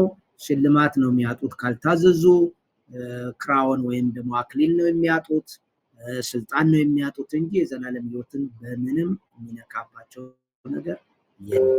ስለዚህ መጽናት የሚባል ነገር የለም። ካልቪኒስቶች የሚያስተምሩት ውሸት ነው፣ ትክክል አይደለም የሚል አቋም ነው ያለ ማለት ነው። ሌላው ይሄ አተረጓጎም የማቴዎስ ወንጌል ምዕራፍ 4 ከቁጥር 13 ላይ ለምሳሌ እስከ መጨረሻው የሚድን የሚጸና ይድናል የሚለውን በሌላ ነው የሚተረጉመው። መጽናት የሚለው ይድናል የሚለው አካላዊ መዳን ነው። በታላቁ መከራ ጊዜ የአካላቸው የሚድኑ ሰዎች ናቸው እንጂ የዘላለም ሕይወት የሚያገኙ አይደለም ብሎ ነው የሚተረጉመው። ይሄ አተረጓጎም ማለት ነው። ስለዚህ ምክንያቱም ይላል ቀኑ ባያጥር ኖሮ ስጋ ለባሽ ሁሉ አይደንም ነበር ስለሚል ስጋቸው ነው፣ ስለ ስጋቸው ነው እንጂ ስለ ዘላለማቸው ሕይወት አይደለም። ክርስቲያኖች በስጋ ስለ መጽናታቸው ነው። በዚህ በመከራና በችግሩ ጊዜ በታላቁ መከራ ጊዜ ያው ዲስፐንሴሽናሊስት ስለሆነ የፖዚሽን በሚሌኒየም ኪንግደም ለመግባት መጽናት አለባቸው በመከራ እንጂ ስለ ዘላለም ሕይወታቸው አይደለም ነው። እንደዚሁም ደግሞ የማቴዎስ ወንጌል ምዕራፍ 24ን ከቁጥር 45 እስከ 51 ያለውን ይሄ አመፀኛ ሰርቫንት ወይም ደግሞ ባሪያ የክርስቶስ ባሪያ ነው የሚለው። አመፀኛም ቢሆን የክርስቶስ ባሪያ ነው። ስለዚህ ለሁለት ይከፍለዋል የሚለውን ጥርስ ማፏጨትና ለቅሶ ያለበት የሚለውን ምን ብሎ ነው የሚተረጉመው? በጣም የሚሰቀጥጥና የሚያም ተግሳጽ ይደርስበታል። ይህም ደግሞ ሽልማቱን በማጣቱ በክርስቶስ ዙፋን ፊት መፍረጃ ቦታ ላይ ይህንንም ሽልማት አይሰጥም ሲባል የአመፀኛ በቃ ለሁለት ይቆረጣል። እንደመቆረጥ ያህል ነው፣ እንደ ስንጥቅ እንዳደረገው አይነት ነው እና በማልቀስና ጥርስ ወደ ማፏጨት የሚለው ሲኦል አይደለም ነው። ሌላው ማቴዎስ 25 ከቁጥር 1 እስከ 13ን ሲተረጉሙ አስሩ ቆነጃጅቶች፣ እነዚህ 10 ቆነጃጅቶች ሁሉም እየጠበቁት ነው ሙሽራውን። ሌሎቹ ያው በቂ ዘይት ነው የሌላቸው፣ መንፈሳዊ ዝግጅት የላቸውም። ስለዚህ ይሄ ደግሞ የበዓል ውስጥ እንዳይገቡ አደረጋቸው። እሱም የክርስቶስን ፌስቲቫል ወይም የክርስቶስ በዓል ላይ ነው። የነዚህ በዓል ውስጥ ያለ መግባት ነው የተከለከሉት። ጭፈራ ውስጥ ይህንን ቶርች ይዘው ወይም ችቦ ይዘው መብራት ይዘው የሰርጉ ተካፋይ የጭፈራው ተካፋይ እንዳይሆኑ ነው እንጂ የተከለከሉት የመምራትና አገር የመግዛት እንጂ የተከለከሉት የዘላለም ጥፋት ውስጥ አይደለም የከተታቸው። ስለዚህ ሰርጉ ያለ መግባት ነው የተባሉት ነው።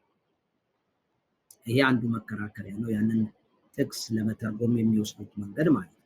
ቁጥር 14 ማቴዎስ 25 ከቁጥር 14 እስከ 30 ላይ ደግሞ ስትመለከቱ ያንተ ሀኬተኛው ባሪያ የማይጠቅም ወደ ውጭ ጣሉት፣ ጥርስ ወደ ማፏጨት የሚለውንም ተመሳሳይ ነው። ሰውየው መንግስት ውስጥ ነው ያለው፣ የክርስቶስ አገልጋይ ነው። ነገር ግን ከክርስቶስ ጋር እንዳይመራ ብቻ የመምራት እድል ነው የተከለከለው እንጂ የዘላለም ሕይወት አይደለም። አውተር ጨለማ ወደ ውጭ ወደ ጨለማ ጣሉት የሚለው የመጸጸትንና መዋረድን መሸማቀቅን ነው የሚያሳየው እንጂ የሲኦልን አይደለም ነው። ማቴዎስ 25 ከ31 እስከ 41 ደግሞ የበጎቹንና የፍየሎችን የሚተረጉመው ምንድነው? ጀንታይሎቹ እነዚህ አሕዛቦች በታላቁ መከራ ያለፉ ሁሉ ከአማኞች ሁለቱ ይለያያሉ። በጎቹ አማኞች ናቸው፣ ፍየሎቹ የማያምኑ ናቸው። ስለዚህ እነዚህ በጎቹ የእግዚአብሔር መንግስት ይወርሳሉ። ምክንያቱም በዛ ጊዜ መልካም ስራቸው አይሁዶችን ስለረዱ ነው በመከራቸው ጊዜ ብለው ያስባሉ። ስለዚህ ፍርዱ የሚያሳየው የኢየሱስ ክርስቶስ ከኢየሱስ ክርስቶስ ጋር ማን ይነግሳል ማን አይነግስም የሚለው እንጂ በጎቹንና ፍየሎቹን ወይም ፍየሎቹ የማያምኑ ሳይሆኑ ብሎ የሚያምንና ያለማመንን የመለየት ጉዳይ ሳይሆን ማን ወደ ዘላለም ክብርና ከክርስቶስ ጋር ይነግሳል ሺህ ዓመት መንግስት የሚለውን የሚወስኑበት ነው። እንግዲህ ገላትያ ውስጥም ያለውን ጥቅስ እንደዚሁ ይቀይሩታል። ምዕራፍ 6 ከቁጥር 7 እስከ 9 ማንም የዘራውን ያጭዳል የሚለው የዘራቸውን ለዘላለም ሕይወት፣ አንዳንዱ ደግሞ ለመበስበስ ያጭዳል የሚለውን የዘላለም ሕይወት ያጭዳል የሚለውን በጸጋ ማን በእምነት ስለመዳን ነው ብለው የሚያስተምሩት። የዘላለምን ሕይወት ያገኛል። በሌላ አባባል እነሱ በእምነት መዳን ስለሆነ ያጭዳል የሚለው ሽልማት ነው። ሁሉም ነገር ሽልማት ነው። የሚያጭደውም ሽልማት ነው፣ የዘላለምን ሕይወት አይደለም። ቆላሲስ ምዕራፍ 1 ከቁጥር 1 እስከ 23 በእምነት ብትጸኑ የሚላል if indeed you continue in the faith ይላል በእንግሊዝኛ። በእምነት ብትጸኑ የሚለውን የቅድስና ነውር የሌለበት የሚለው በክርስቶስ ዙፋን ፊት መኖር የነበረበትን ነው እንጂ በክርስቶስ ኢየሱስ ዙፋን ፊት ሲቀርቡ በቅድስናና ያለ ነቀፋ ያለ ነውር እንዲቀርቡ ነው እንጂ የዘላለም እርቃቸውን አይደለም፣ የመጨረሻ ድነታቸውን አይደለም። ግን በእግዚአብሔር ፊት ሲቀርቡ እንደዚህ አይነት ኃጢአታቸውን ይዘው ስለሚቀርቡ ነው እንጂ በሚገመገሙበት ጊዜ እንትን ነው ምንድነው ያልበሰሉ ክርስቲያኖች ሆነው በቃ በኃጢአት ዝም ብለው እየኖሩ ያሉ ናቸው እና የቅድስና ነውር የሌለበት ያለ ነውር የሆነ የሚባለው የበሰሉና የተቀደሱ ክርስቲያኖች ናቸው፣ ምሳሌ ሊሆኑ የሚችሉ ክርስቲያኖች ናቸው እንጂ በሁለቱ መካከል የሽልማት ልዩነት እንጂ በጌታ ፊት ሲቀርቡ ያላቸውን ነው እንጂ የሚናገረው ሌላ አይደለም ነው። ሌላው ራዕይ ምዕራፍ 3 ማነው ዕብራውያን ምዕራፍ 10 ከቁጥር 36 ላይ ስትመለከቱም ይሄ ተስፋውን ለእንትን መጽናት ያስፈልጋቸዋል ተስፋውን ለመውረስ የሚለው ከክርስቶስ ጋር መሆንን ነው የተስፋ የሚያሳየው። በዛ ላይ ቅዱስ ወንድሞች ሆይ የሚለው ቃል አለ። የተቀደሳችሁ ወንድሞች ሆይ የሰማያዊ ጥሪ ተካፋዮች እንድትሆኑ የመንፈስ ቅዱስ ተካፋዮች እንድትሆኑ ይሄ ኢተርናል ሴኩሪቲን ያሳያል፣ ወይም ዘላለማዊ አስተማማኝ የሆነ የዘላለም ሕይወትን ነው የሚያሳየው። ስለዚህ ተስፋ የሚለው ከሱ ጋር እንትን ማለት ነው መግዛትን ነው እንጂ የዘላለምን ሕይወት አያሳይም። ስለዚህ አንዳንዱ ያን ተስፋ ካጣ ተስፋ ውስጥ መግባት ካጣ ምንለው መግዛት ከክርስቶስ ጋር ተስፋው ከክርስቶስ ጋር መግዛት በሺህ ዓመት መግዛት ማስተዳደር እነዚህን ነው የሚያጣው። ተስፋውም እሱ ነው እንጂ የዘላለም ሕይወት አይደለም ብሎ ነው የሚያስበው። ራዕይ 3:5 ላይ ደግሞ ኢየሱስ ክርስቶስ እነዚህ ያሸነፉትን ድልን የሚነሳውን ሁሉ ያመሰግናል።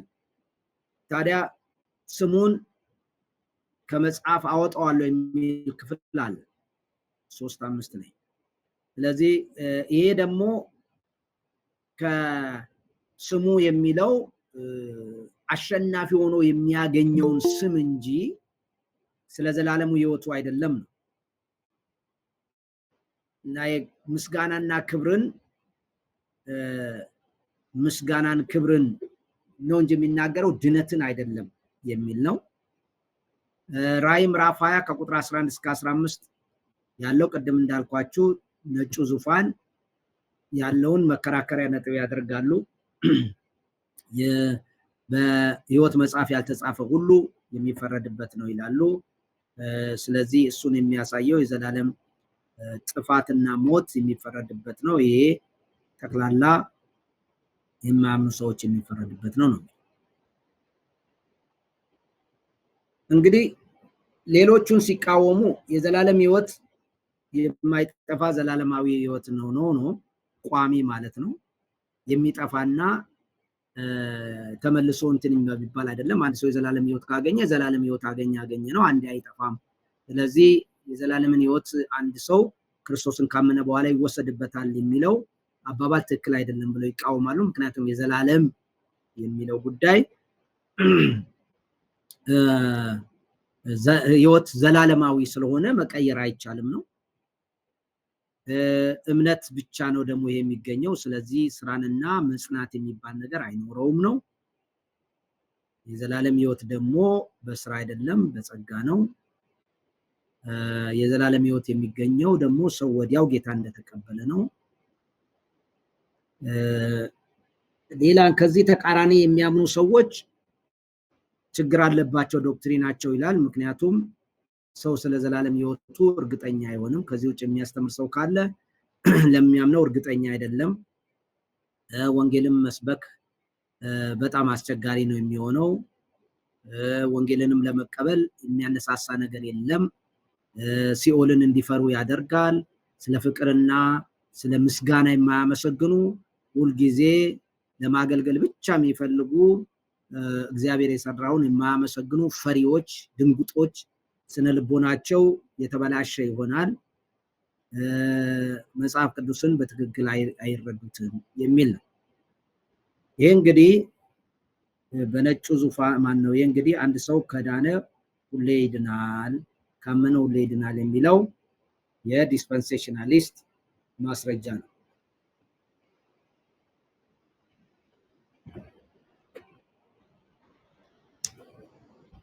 ይሄ አንዱ ዶክትሪን ነው። የዚህ ተቃዋሚ የዚህ ችግሩ ምንድነው? አንዳንዶች የዚህ አስተምሮት ችግር አለበት ብለው ይላሉ። የእሱን ችግሩን ደግሞ ለማስረዳት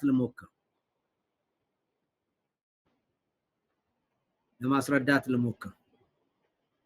ምንድነው ችግሩ? ይህንን የሚቃወሙ ሰዎች አንደኛ የዚህ አተረጓጎም ችግሩ በአንድ ቀኖና ውስጥ ሌላ ቀኖና የመፍጠር እንትን ነው። ማለትም ለምሳሌ በጣም የሚያተኩረው ዮሐንስ ወንጌል ላይ ነው። ምዕራፍ 5 ከቁጥር ሌሎችን መጽሐፍት በደንብ አያይም። ማስረጃም ከዛ ማምጣት አልቻለም። ልጁን ያመነ የዘላለም ሕይወት አለው የሚለው ብቻ ነው። ስለዚህ ሌሎችን መጽሐፎች ሌሎችን ጥቅሶች ኢግኖር ያደርጋል ወይም ደግሞ በትክክል አስቸጋሪ ጥቅሶችን አይተነትንም ወይም ይተዋቸዋል፣ አይፈልጋቸውም ነው። መርጦ ነው ጥሩን የዘላለምን ሕይወት ስለሚናገረው ግልጽ የሆኑ ጥቅሶችን ብቻ ላይ ነው የሚያተኩረው ነው አንዱ ነቀፌታ። ሁለተኛው መጽደቅ የሚለው አተረጓጉም ችግር አለበት ይላል።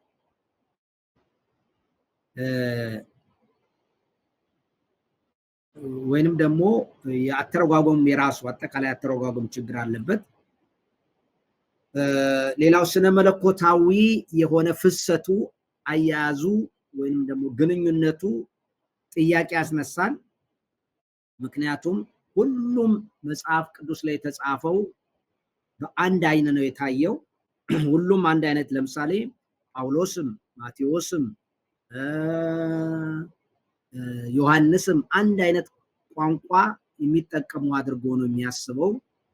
ሁሉም በአንድ አይነት አስተሳሰብ እንዳሉ አድርጎ ነው የሚያስበው። ስለዚህ የስነ መለኮት አካሄዱ ትክክል አይደለም የሚል ነው። ሌላው የተነሳው በዚህ ተቃውሞ በዚህ ላይ መሰረታዊ አካሄዱ ላይ ነው።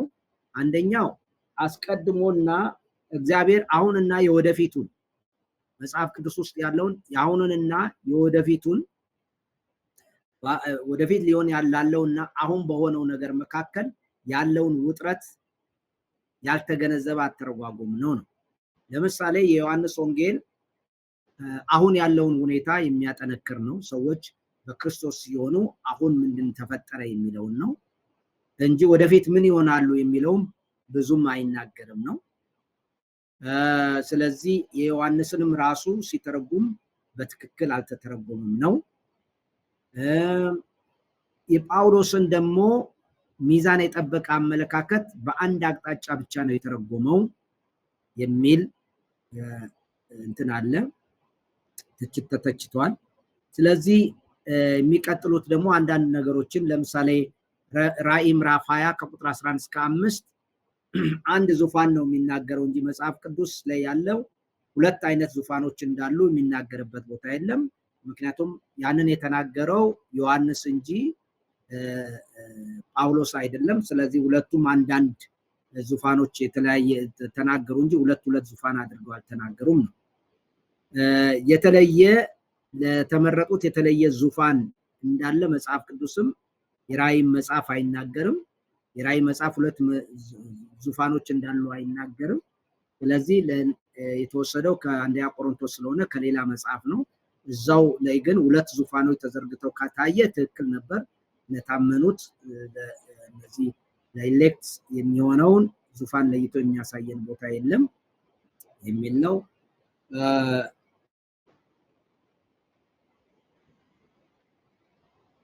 እንግዲህ ሌላዎቹን ደግሞ ሌላው ችግሩ የዚህ አተረጓጎም እያንዳንዱ ጸሐፊን መጀመሪያ ለብቻው አላየውም። ለምሳሌ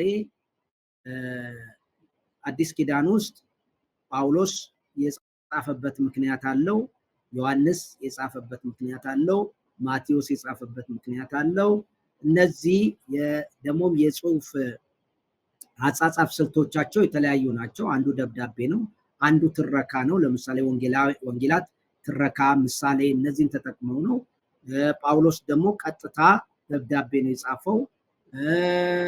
የራእይ መጽሐፍ ደግሞ አፖካሊፕቲክ የምንለው ለምሳሌ እንደ አቡ ቀለምሲሳ ራእይን፣ ብዙ ምሳሌያዊ ንግግሮችን፣ ራእዮችን ነው የሚያየው እና እነዚህን ከግንዛቤ ውስጥ ያስገባ አይደለም አተረጓጎም ነው። ስለዚህ የዚህ አተረጓጎም ሌጂቲሜሲው ጥያቄ የሚያስነሳ ነው። ጳውሎስ እንደዚሁ አንድ ዙፋን ነው እንጂ ሁለት ዙፋኖች አላስተማረንም። አንድ ዙፋን ነው ያለው። ጳውሎስ ደግሞ ሮሜ ምዕራፍ 2 ላይ ከቁጥር 6 እስከ 11 ያለው ቅድምኛ ያየነው በስራ እንደሚፈርድ ይነግረናል። በመጨረሻም ደግሞ ሁለተኛ ቆሮንቶስ ምዕራፍ 5 ላይ በክርስቶስ ዙፋን ፊት እንደሚቀርብ ይናገራል። ሮሜ ምዕራፍ 14 ከቁጥር 10 ላይ እንደዚህ በእግዚአብሔር ዙፋን ፊት እንደሚቀርብ ይናገራል። እነዚህ ሁለቱ እግዚአብሔር የሚበል ክርስቶስ አንድ ዙፋን ነው ያለው። ሁለቱ የተለያየ ዙፋን ላይ አይቀመጡም ነው። ገላትያ ላይም ደግሞ ያለውን ለምሳሌ የቅዱሳንን የሚያስጠነቅቀውን ጳውሎስ ምንም አልጠቀሰም። ለምሳሌ ገላትያ 6 ከቁጥር 7 እስከ 9 እነዚህን የሚያደርጉ ለምሳሌ ስጋ የሚሄዱ ገላትያ 5 ላይ ያለውን እንደገናም ደግሞ በስጋ የሚዘሩ መበስበስን ያጭዳሉ ነው የሚለው። ኮራፕት ነው የሚለው። መበስበስ የሚለው ደግሞ ከዘላለም ሕይወት ተቃራኒ የሆነ እንጂ ስለ ሽልማትና ስለ ተለያዩ ስጦታዎች አይደለም የሚናገረው። መበስበስ ስጦታ ሊሆን አይችልም ነው። እንግዲህ ሌላው የሚተቸው ጳውሎስ ሆነ ሌሎቹ ድነት ሂደት መሆኑን የሚናገረውን ክፍል ዘሏል ነው የሚሉት። ዘላለም ሕይወት የሚወሰነው በመዳን ቀን ነው፣ በዛ ባመነበት ቀን ነው የሚለው እና ያም ደግሞ የማይቀየር ነው የሚለው በክርስቲያን ሕይወት ውስጥ ስንመለከት በተግባር እንኳን ብዙዎች አምነው ክደውታል ክርስቶስን የሚል ነው። እንግዲህ ሌላው የማቴዎስ ወንጌል ምዕራፍ 24 ያለውን ምዕራፍ 25 ያለውን አተረጓጎሙ የአስሩ ልጃገረዶችን እንደገና ደግሞ ያ አመፀኛው አገልጋይ የማይረባ አገልጋዩም እነዚህ ሰዎችን ጠቅላላ በማይገባ ሁኔታ ነው የተረጎማቸው ነው የሚለው። ለሁለት መሰንጠቅ የሚለው ጥርስ ማፏጨት የሚለው እነዚህ የቃላት ጨዋታዎች ሳይሆኑ እውነተኛ ሲኦልና ፍርድ ነው የሚል ነው። አስርቱ ቆነጃጅቶችም አምስቱ አላወቅኳችሁም ነው የሚለው እንጂ ሰርግ አትገቡም፣ ድግስ አትገቡም አይደለም ያለው። በፍጹም ከክርስቶስ ጋር ግንኙነት እንደሌላቸው የሚያሳይ ነው። ዋጋ የሌለው ደግሞ የማይረባ አኬተኛው ባሪያው ደግሞ እንደዚሁ የዘላለም እሳት ውስጥ እንደተወረወረ ነው የሚናገረው እንጂ ሽልማት እንዳጣ አይደለም። ስለዚህ ያተረጓጎም ማቅለል ነው። የእግዚአብሔርን አስቸጋሪ የሆኑ ስዕላዊ መግለጫዎችን የሚያስፈሩ ስዕላዊ መግለጫዎችን ለስለንቦና ተብሎ የሚቀየር ነው። እንግዲህ እነዚህን የመሳሰሉ ትችቶች ብዙም ከዚህ በላይ የተጨመሩ ትችቶች አሉ። እሱን ማየት ይቻላል ማለት ነው። ሌላው ለምሳሌ ዮሐንስ ወንጌል ላይ ራሱ ያለውን ዘሎታል። የዚህ አይነት አስተሳሰብ ያላቸው ዮሐንስ ወንጌል ምዕራፍ 3 ከቁጥር 16 ላይ በእሱ የሚያምን የዘላለም ሕይወት እንዲኖረው እንጂ እንዳይጠፋ የሚለውን የሰዋሰው አተረጓጎም በእርሱ የሚያምን የሚለው የግሪኩ ፒስቴዮን የሚል ነው። ይህም ደግሞ የአሁን ጊዜና ቀጣይነት ነው። አንድ ጊዜ አምኖ የሚያቆም ሳይሆን ያለማቋረጥ በእርሱ የሚያምን ሁሉ ነው የሚለው። በደንብ ከተተረጎመ የግሪኩ ያለማቋረጥ በእርሱ የሚያምን ሁሉ ፕሬዘንት ቴንስ ነው ወይም የአሁን ጊዜን የሚናገር ነው። ፕሬዘንት ቴንስ በግሪክ ደግሞ የተደረገና እየተደረገ የሚቀጥል ማለት ነው። አንድ ጊዜ አድርጎ የሚያቆም ሳይሆን በመደረግ ሂደት ላይ ያለ ማለት ነው። ስለዚህ በእርሱ እያመነ ያለ ወይም በእርሱ በማመን ለሚቀጥል ወይም እያመነ ለሚኖር ሰው የዘላለምን ሕይወት ለማግኘት እንዳይጠፋ ነው እንጂ አንድ ጊዜ አምኖት ብቻ አይደለም ነው የሚናገረው። ለምሳሌ ሌላው ደግሞ ዮሐንስ ወንጌል ምዕራፍ 15 ላይ ያለውን ብዙ ጊዜ አያነሱም። ካነሱትም ደግሞ እንደዚሁ ሽልማቱ ነው የሚቃጠለው ብሎ ነው የሚለው። ነገር ግን በእኔ የሚለው በእኔ ይኖራል ነው የሚለው። እነዚህ ቅርንጫፎቹ በእኔ ይኖራሉ ነው የሚለው። በዛ ተቆርጦ ከወጡ ይሄ የተለመደ ነው፣ የማቃጠል የፍርድ። እነዚህ ብሉይ ኪዳን ውስጥም ማሰቃየትን ፍርድን ነው የሚያሳዩት። ስለዚህ ይሄ ክፍል ይሄኛው ፖዚሽን ይሄንን መቀበልም አይፈልግም ነው የሚለው ያለው ተቃውሞ ማለት ነው።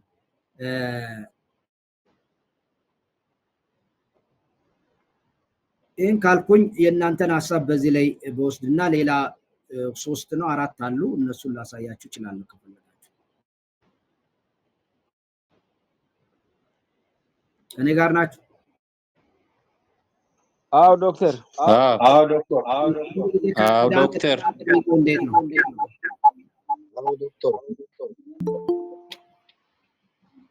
ገብቷችኋል? የዚህኛው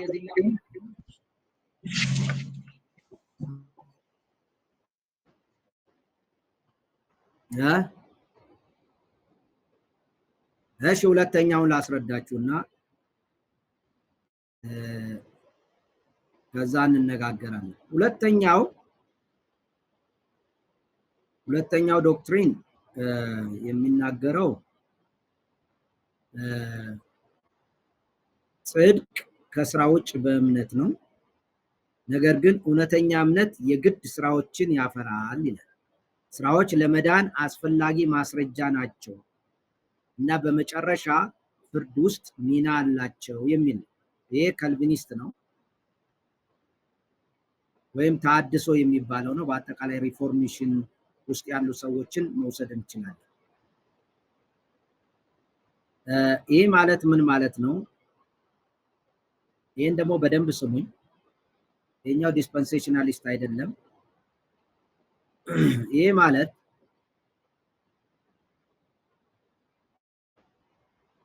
አንደኛ ከመጀመሪያው ጋር የሚስማማ ነው። የሚስማማው በምንድን ነው? በአንድ ነገር ነው፣ በሁለት ነገር ነው። የዘላለም ሕይወት አይጠፋም። አንድ ሰው ካገኘ የዘላለምን ሕይወት ካገኘ ከመጀመሪያው አተረጓጎም ጋር ይስማማል። ክርስቶስን ካመነ የዘላለም ሕይወትን ካገኘ አይጠፋም። የዘላለም ሕይወት ሊጠፋ ሊወሰድ የሚችል አይደለም። ምክንያቱም አይጠፉም ካመኑ። እሱም ዮሐንስ ወንጌል ምዕራፍ 10ን ይወስዳል ከቁጥር 8 እስከ 9። ምክንያቱም የዚህኛው አተረጓጎም ደግሞ እግዚአብሔር በእነሱ ውስጥ የጀመረውን ስራ እስከ ፍጻሜ ያደርሰዋል የሚል ነው። የፊልጵስዩስ 1:6፣ አንደኛ ተሰሎንቄ 5:24 እነዚህን በመጥቀስ ነው። ሌላው የሚስማሙበት እምነት ድነት በእምነት ብቻ የሚለው ነው እንጂ ሌላ ስራን አይጨምርም። ስለዚህ በማመን ነው። ይሄ የሉተርንም አተረጓጎም የያዘ ነው ማለት ነው።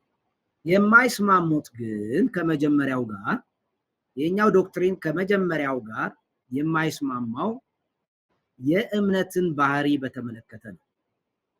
እምነት ብቻ ሲባል እምነት ደግሞ በስራ የሚታይ እምነት ነው እንጂ ስራ የሌለው እምነት አይደለም ይላል። ይህንንም ደግሞ እንግዲህ አሁን ምነግራችሁ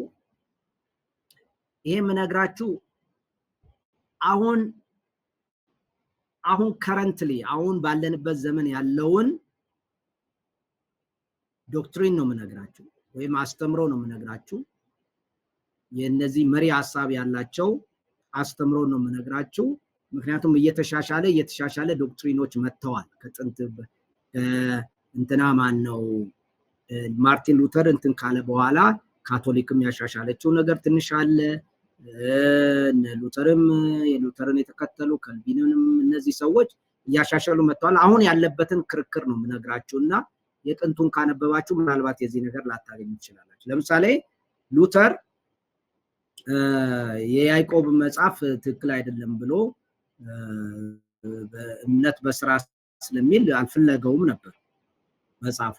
ነገር ግን አሁን ያለው የካልቪኒስትም ሆነ በተወሰነ ደረጃ ሉትራኖችም ቢሆኑ እምነት ስራን ያመጣል የሚል የያዕቆብ መጽሐፍ ተቀባይነት አግኝቷል ማለት ነው። ስለዚህ እምነት መልካምን ስራ እንድንሰራ ያደርገናል እንጂ ከመልካም ስራ አይለይም ነው። ስለዚህ መጀመሪያ በእምነቶች መካከል ልዩነት ማድረግ አለብን ነው። የቅድሙ ለምሳሌ ቅድም አንድ ሰው ካመነ ባመነበት ቀን የዘላለም ሕይወት ያገኛል ብሎ የሚያምነው አካል ስለ እምነት ያለው ዴፊኒሽን ወይም ትርጉም ላይ ይለያያሉ። በእምነት ብቻ የሚሉ ሰዎችና አንዴ ካመነ ሁልጊዜ ድኗል የሚሉ ሰዎች ማለት ነው። እምነቱ በኮንቨርዥን በአንድ ቀን ይለወጣል የሚለው ማለት ነው። በአንድ ጊዜ ይለወጣል የሚለው ሜንታል አግሪመንት ነው ወይንም ደግሞ የአይምሮ እምነትን የአይምሮ ስምምነት አድርገው የሚወስዱት። ለምሳሌ እምነት ዲያብሎስ እግዚአብሔር እንዳለ ያምናል፣ ይንቀጠቀጣል ነው። እምነት እስከዛ ድረስ ሊኖር ይችላል ነው። እምነት እስከ መንቀጥቀጥ ድረስ እስከ መፍራት ድረስ እግዚአብሔር አለ ማለት ድረስ እግዚአብሔር አለ ሊል ይችላል። እምነት እስከዛ ያ ማለት የአይምሮ መስማማት ነው። እግዚአብሔር አለ፣ ክርስቶስ አለ፣ ሞቷል፣ አዎ ሞቷል፣ ተነስቷል፣ አዎ ተነስቷል። ይሄ የአይምሮ መስማማት ነው። ያዕቆብ ይሄንን ሰይጣንም ይሄንን ያምናል ይላል ነው። የአይምሮ ስምምነት ከሆነ እምነት ግን በስራ የሚገለጥ ነው መሆን ያለበት የሚያድን እምነት ነው። ይሄ ያዕቆብ ያነሳውን በመውሰድ ማለት ነው። ስለዚህ የሚያድን እምነት ለድነት የሚሆን እምነት ብዙ ነገር የሚያቅፍ እንጂ አንድ ነገር ብቻ አይደለም ነው። ኢየሱስ ክርስቶስ የሚለውንና ያለውን ነገር ሁሉ የአቅፎ አምኖበት ተሰጥቶበት የሚኖርበት ነው። ይህም ማለት ወደ ኢየሱስ መምጣት፣ ኢየሱስን መከተል፣ መታሰስ፣ በተለይ ዮሐንስ ወንጌል እሱን መቀበል፣ መብላት፣ መጠጣት፣ እሱን በሱ መኖር የሚሉትን ነገሮች ሁሉ የሚያካትት ነው እንጂ ዝም ብሎ ኢየሱስ ሞቶ ተነስቷል አለ፣ አዎ ጌታ ነው፣ እነዚህ በሚሉት ብቻ አይደለም ነው። ዕብራውያን ምዕራፍ 11 ላይ ያለውንም ለምሳሌ አቤል መስዋዕት አድርጓል፣ ኖህ መርከብ ሰርቷል፣ አብርሃም ቦታው ከህዝቡ ተለይቶ ተሰዷል፣ ሙሴ ደግሞ ከእስራኤል ጋር ራሱን እንትን ብሏል። ስለዚህ አብርሃም ዕብራውያን ምዕራፍ 11 ከቁጥር 8 ላይ አብርሃም በእምነት ታዘዘ ነው የሚለው። ስለዚህ እምነትንና መታዘዝን ወይንም ደግሞ ስራን በዚህ ምክንያት አያይዞታል የሚል ነው። ስለዚህ እምነትና ስራን ወይም መታዘዝ ቅድም እንዳልኳችሁ ሊለያዩ አይችሉም ነው።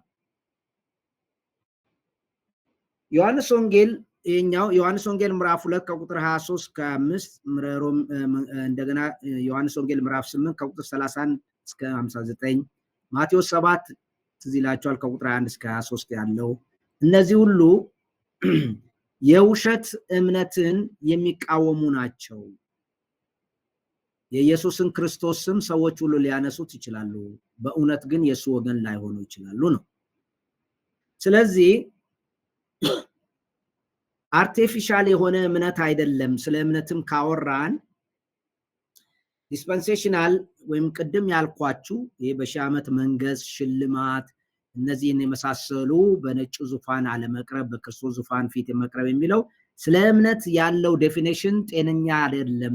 ምክንያቱም እምነትን ዝም ብሎ የአእምሮ መስማማት አድርጎ ነው የሚወስደው እንጂ ከመታዘዝ ጋር አያያይዘው። ዲስፐንሴሽናሊስት የዚህ አይነት ችግር አለባቸው ነው። እንግዲህ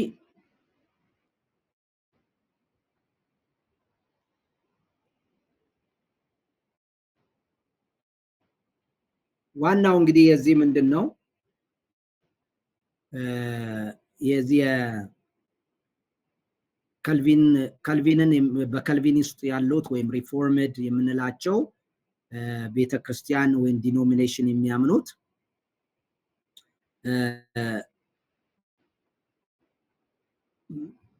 አንደኛ መጽደቅ እና ድነት በስራ አይገኝም፣ ነገር ግን በእምነት ይገኛል። ይህም ደግሞ የሆነበት ምክንያት ሰዎች በኃጢአት ስለተያዙ በኃጢአት ስለታሰሩ ነው። ለዚህ ህጉን መፈጸም ስለማይችሉ ነው። ስለዚህ መልካም ስራን ከህግ ጋር ነው የሚያያይዘው ማለት ነው። ይህን ገላትያ 2 ከቁጥር 16 ያነሳል። ወርክስ ኦፍ ዘ ሎው የሚለውንም ያነሳል፣ የህግ ስራ የሚለውን። እነዚህን ብዙ እንትኖች አሉበት፣ ውስብስብ የሆነ እንትኖች አሉበት፣ አርጊውመንቶች አሉበት። አብዛኛውን ከሮሜ ነው። እኛ በዛ ሰዓት እንመጣበታለን። እሱን ላሳያችሁ እችላለሁ። ስንመጣ ያው አሳያችኋለሁ ቦታው። ነገር ግን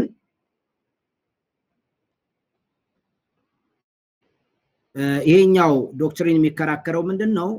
ምንም እንኳን በእምነት እንድናለን ቢል ጳውሎስ ስለ ስራም ይናገራል ነው። ይህም ለስራ ደግሞ ለዘላለም ህይወት ለመጨረሻ ድነታችን መጨረሻ ላይ በጣም አስፈላጊ ነው ነው።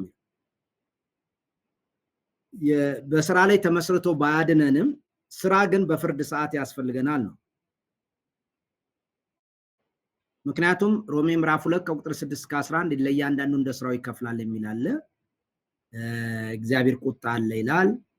እነዚህን የመሳሰሉ ነገሮችን ያነሳል። ስለዚህ በአዲሱ ኪዳን ውስጥ ጳውሎስ ከሮሜ ምዕራፍ 2 ከቁጥር 8 እስከ 29 ያለውን እውነተኛ አይሁድነት፣ እውነተኛ ክርስትና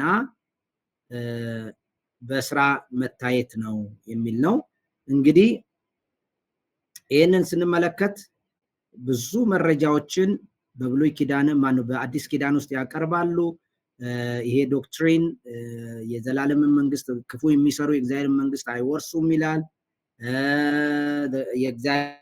የእግዚአብሔር ጸጋ ደግሞ ሰዎችን የሚቀይር እንጂ ዝም ብሎ ሰዎችን በኃጢአታቸው የሚያኖር አይደለም።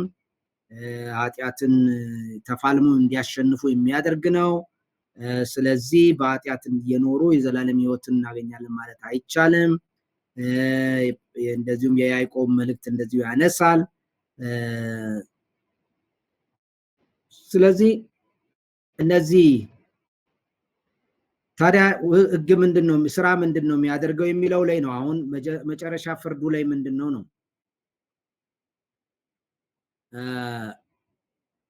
አንደኛ የሐሰት አስተማሪዎች አሉ። እነዚህ የሚለዩበት ጊዜ ይሆናል። ጌታ ጌታው እያሉ እነዚህ ሐሰተኞች ሰዎች የሚለዩበት ጊዜ ነው። ስለዚህ እነዚህን የመሳሰሉ ሁለተኛ ደግሞ የሚታዘዙና ለጌታ የኖሩ ሰዎች እነዚህ ሰዎችም ተለይተው የዘላለም ሕይወት የሚያገኙበት ነው። ስለዚህ ፍርዱ በዛ ነው። ይህም ደግሞ ስራ ነው የሚለየን። እውነተኛ የዳኑ ሰዎች መገለጫቸው መዳናቸውን በዛ ሰዓት የሚገልጡት ባቀረቡት ስራ ነው። ስለዚህ ምንድነው እያለ ያለው? ስራ መረጃ ነው፣ ማስረጃ ነው። የመዳኛ መንገድ ሳይሆን ስለ መዳኑ ማስረጃ ነው ይሄ ዶክትሪን። ስለዚህ በዘላለም ፍርድ ሰዓት አንድ ሰው በክርስቶስ ኢየሱስ ፊት ሲቀርብ መዳኑን የሚያስረዳው ስራው ነው፣ ወይም በሌላው አባባል ፍሬው ነው። በክርስቶስ ኢየሱስ አምኖ መዳኑ የሚታወቀው በእግዚአብሔር ፊት ባለው ስራ ነው። ማለትም አንድ ሰው እግዚአብሔር ከጨለማ እንዳወጣው፣ እግዚአብሔር ኃጢአቱን ይቅር እንዳለው፣ ከኃጢአት ባርነት ነፃ እንደወጣ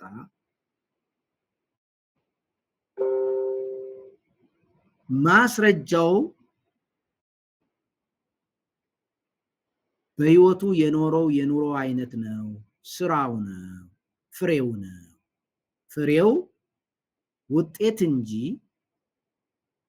ስራ ውጤት እንጂ የመዳኛ መሰረት አይደለም። ስለዳነ ሰራ፣ ስለዳነ ውጤት አመጣ፣ ፍሬ አመጣ።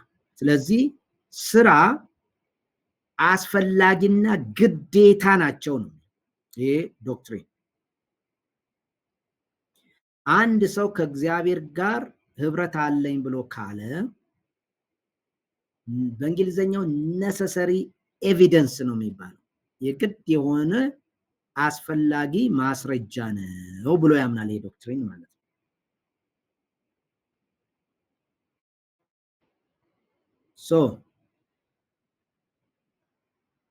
ሮሜ ምዕራፍ 1 ከቁጥር 5 ላይ እንዳለው፣ ከቁጥር 16 26 ላይ እንዳለው የእምነት ስራ አንደኛ ተሰሎንቄ ምዕራፍ 1 ከቁጥር 3 ላይ ያለውን ይህንን ያሳየናል ማለት ነው። በዚህ ዶክትሪን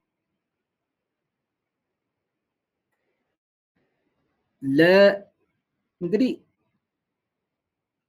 ምንድነው የመዳን መስፈርቱ? አንድ ሰው ከተመረጡት ውስጥ ከሆነ መመረጡን የሚያውቀውም በስራው ነው። በተለይ ከልቪን ከሆነ የተመረጡት ነው ክርስቶስ የሞተው የሚል እምነት ካለ፣ ያንን የሚከተል ዶክትሪን ካለ መመረጡን በምን ያውቃል? አንድ ክርስቲያን እኔ ከተመረጡት መካከል ነኝ ብሎ የሚለው በምን ማስረጃ ላይ ነው ተመስርቶ ነው? ለዚህ ካልቪን ፐርሲቨረንስ የሚል ያስተምራል። መጽናት የሚል መጽናት ማለት በበጎ ስራና በእምነት በስራ የሚገለጥ እምነትን በመኖር መታየት። ስለዚህ ስራ ኮንፈርሜሽን ነው። እንደ ዳኑ በመጨረሻ እግዚአብሔር ኮንፈርም ነው የሚያደርገው ነው። ኮንፈርሜሽን ወይም ማጽኛ ነው እንጂ ማዳኛ አይደለም። ለምሳሌ እንበል እኔ ከዘላለም ሕይወት ተመርጬ ከሆነ በዚህ ዶክትሪን ሕይወቴ ይቀየራል። መልካምን ስራ በመስራት እጸናለሁ። ፍጹም ላልሆን እችላለሁ፣ ነገር ግን እጸናለሁ። የምሰራው ስራ የመዳን ማስረጃዬ ነው። እነዚህ በእግዚአብሔር ፊት በመጨረሻው ፍርድ ቀን ይቀርቡልኛል፣ አስፈላጊ ናቸው። ስለዚህ በእግዚአብሔር ፊት እነዚህ ስራዎች እንደ ዳንኩ ማስረጃ ይሆኑልኛል ማለት ነው እና መዳኔን ያረጋግጡልኛል ማለት ነው። እነዚህ ስራዎች ከሌሉኝስ? እነዚህ ስራዎች ከሌሉኝ አልዳንኩም ማለት ነው። መጀመሪያው አልዳንኩም ማለት ነው። የመዳን ምልክት ከሌለኝ ስራ ማለት ነው። ውጤት ከሌለኝ በሌላ አባባል የመንፈስ ፍሬ ማለት ነው። እነዚህ ከሌሉኝ በመጀመሪያውኑ ነፃ አልወጣውም፣ አልዳንኩም የሚል ትርጉም ነው ያለው። በእምነት ነው የምንድነው፣ በእምነት ነው ነፃ የምንወጣው፣ በእምነት ነው የምናመልጠው። ነገር ግን ማምለጣችን መውጣታችን ማስረጃው ስራ ነው። ለወደፊትም የመዳኔ ማስረጃ ስራዬ ነው ነው።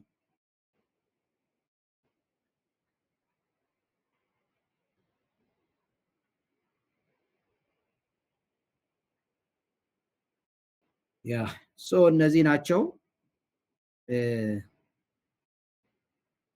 ደህና ናችሁ? ገና አልጨረስኩም።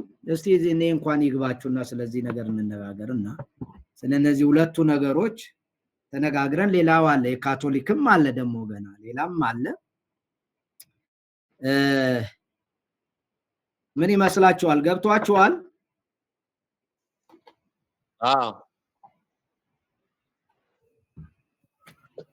አሁን እነዚህ ሁለት ማወቅ ነው። እሺ ጥያቄ ካለ መጠየቅ ትችላላችሁ።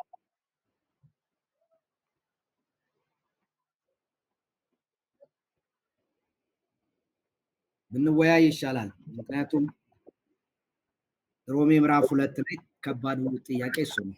እሺ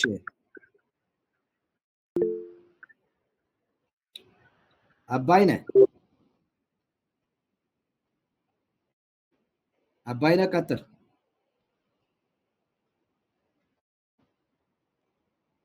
አይ እጄን ዝም ብለህ ነው ያወጣው አባይነህ ወይስ የኔ ድምፅ አይሰማ?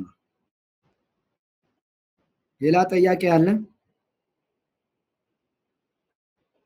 ገብቷችኋል?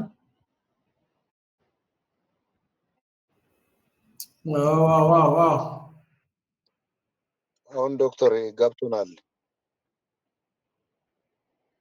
እሺ ግን መወያየት ይቻላል። አሁን የትኛው ነው ጠንካራ መረጃ አለው የትኛው ነው የሚለውን ሁለቱ አሁን የካቶሊክም አለ፣ ሌላ አንድ ደግሞ ማዕከለኛ አለ። እሱንም ማሳያችኋለሁ የሚቀጥለው። ምክንያቱም ይሄ ነው እንግዲህ አንዱ ብዙ ጊዜ ጥያቄ የምነሳው። አይ ቲንክ አሁንም በሚዲያ ላይ በምን ላይ ጥያቄ እየተነሳ ያለው አለ እና ምናልባት እነዚህ ሰዎች አንዳንዶቹ እንደናንተ እንደዚህ ቁጭ ብለው ግራና ቀኙን የማየት እድል ላይኖራቸው ይችላል። እናንተም ጥያቄ ካለባችሁ ዛሬ ሁለቱን ያሳየዋችሁ፣ ነገ ደግሞ የሚቀጥለው ሳምንት ሁለቱን እናይና መደምደሚያ እንሰጣለን ማለት ነው። ግን የዛሬው ገብቷችኋል ወይ ነው ጥያቄ እና በእነሱ ላይ አስተያየት መስጠት ትችላላችሁ። አዎ ዶክተር ገብቶናል። ይሰማል? ይሰማል አባይነህ? ይሰማል ዶክተር? አዎ አባይነህ ይሰማል። በጣም ጥሩ ነው ዶክተር። በጣም ትምህርቱ ላይ በጣም ረክቻለሁ። ባለፈም ስለ ነጭ ዙፋን ፊት ጠይቄ ነበር። በዚህ አሁን ባለፈም ተመልሶልኛል፣ በዚህ ደግሞ በጣም ተመልሶልኛል። በጣም ጌታ ይባርኮት። ግን እኔ አሁን በዚህ አመለካከቱ ጥሩ ነው፣ ትምህርቱ በጣም የባይ ነው፣ ተቀብዬዋለሁ። ግን መጽሐፍ ቅዱስ ላይ አሁን ለምሳሌ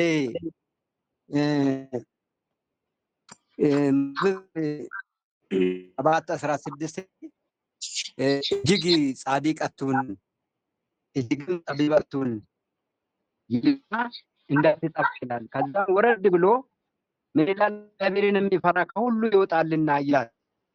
ስለዚህ እቺኛው አመለካከት በዚህ ዘመን ያለነው ቤተክርስቲያን ከሁሉም እንዴት የዚህ ዘመን ቤተክርስቲያን ደግሞ የምታምነው በእምነትና በጽድቅ ነው። እንደ ዳንን ነው። መዳናችን ሂደታዊም ነው። አሁንም ድነናልም ነው። ግን ይሄንን እቺኛው ጥቅስ እንዴት ነው ለኔ ግራ ስላለችኝ ነው ከዛሬ ትምህርት ትንሽ ልታጋጨኝ ስትሞክር ነው እቺን ጥያቄ እግዚአብሔርን የሚፈራ ከሁሉ ይወጣልና እጅግ ጻድቅ አትሁን እጅግም ጠቢብ አትሁን ይላል። ቢያብራሩልኝ ብዬ ነው። አላውቀውም። እሱን ማላቅበት ምክንያት እሱ መክበብ ነው። አንዱ ኪዳን ላይ ነው። ሁለተኛ የፍልስፍና ብዙ ሀሳቦች አሉበት። በዛ አካባቢ ያለው ጽድቅ ማለት ምን ማለት ነው የሚለውና ጳውሎስ የሚናገረው ጽድቅ ወይም አዲስ ኪዳን የሚናገረውን ጽድቅ ሁለቱን ማገናኘት በተወሰነ ደረጃ ይከብዳል። እጅግም ጻድቅ አትሁን ማለት እግዚአብሔርን አትታዘዝ ማለት አይደለም። እጅግም ጠቢብ አትሁን ማለት እንትና ማን ነው ሰለሞንን ነው የሰለሞን ህይወት ነው የሚናገረው። ያ የጠቢባኑ የሰባኪውን ህይወት ነው የሚናገረው። ሰባኪው እጅግ ጠቢብ ሆኖ ሰማይንም ምድርንም አትክልቱንም ሁሉንም ነገር ሴቱንም ክፉውንም ደጉንም ጣዖት ማምለኩን ሁሉ ሲፈልግ ሲመራመር ነው የከረመው። ስለዚህ እንደዛ አይነት ህይወት የሚኖር ሰው አይደለም እግዚአብሔር የሚፈልገው። እግዚአብሔር የሚፈልገው እሱን መፍራት ነው። እግዚአብሔርን መፍራት ማለት ደግሞ ከክፉ መራቅ ነው። እግዚአብሔርን መፍራት ህግጋቶቹን መታዘዝ ነው። ስለዚህ በዛ ቦታ ላይ ጽድቅና ጥበብ እግዚአብሔርን መፍራት ተለይተው ማለት ነው።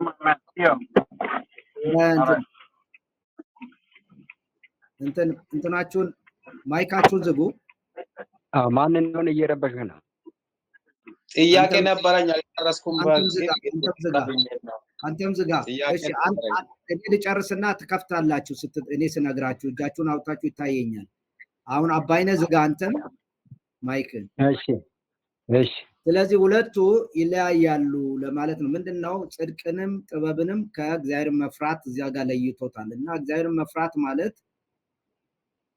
እግዚአብሔርን መታዘዝ ማለት ነው። እግዚአብሔርን መፍራት ከሁሉ ይበልጣል። በሌላ አባባል መፈላሰፍ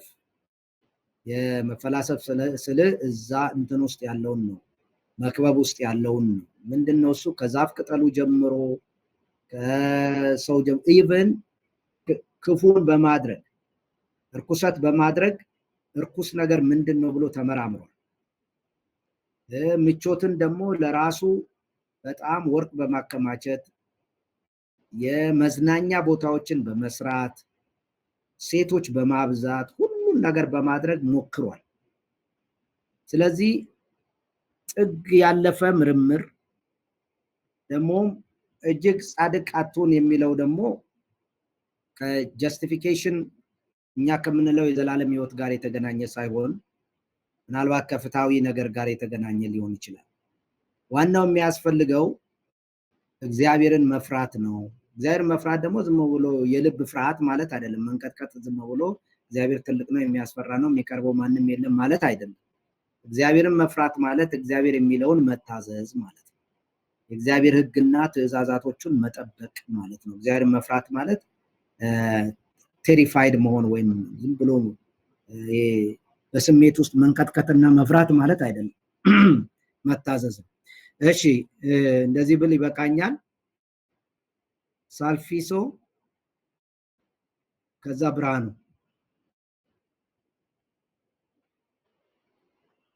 ሄሎ ሰላም ዶክ። ዛሬ ስቴሽናል ላይ በጣም ኮምፕሊኬት ነው የሆነው። የኔ ጥያቄ አሁን እኛ የቱን የሚቀበል ነው? ሁለት ዙፋን አለ ወይስ አንድ? እና ሁለተኛ ጥያቄ በነጩ ፍርድ ዙፋን ፊት እንቆማለን አንቆምም? አጭርና ግልጽ ነው። ቴንክ ዩ።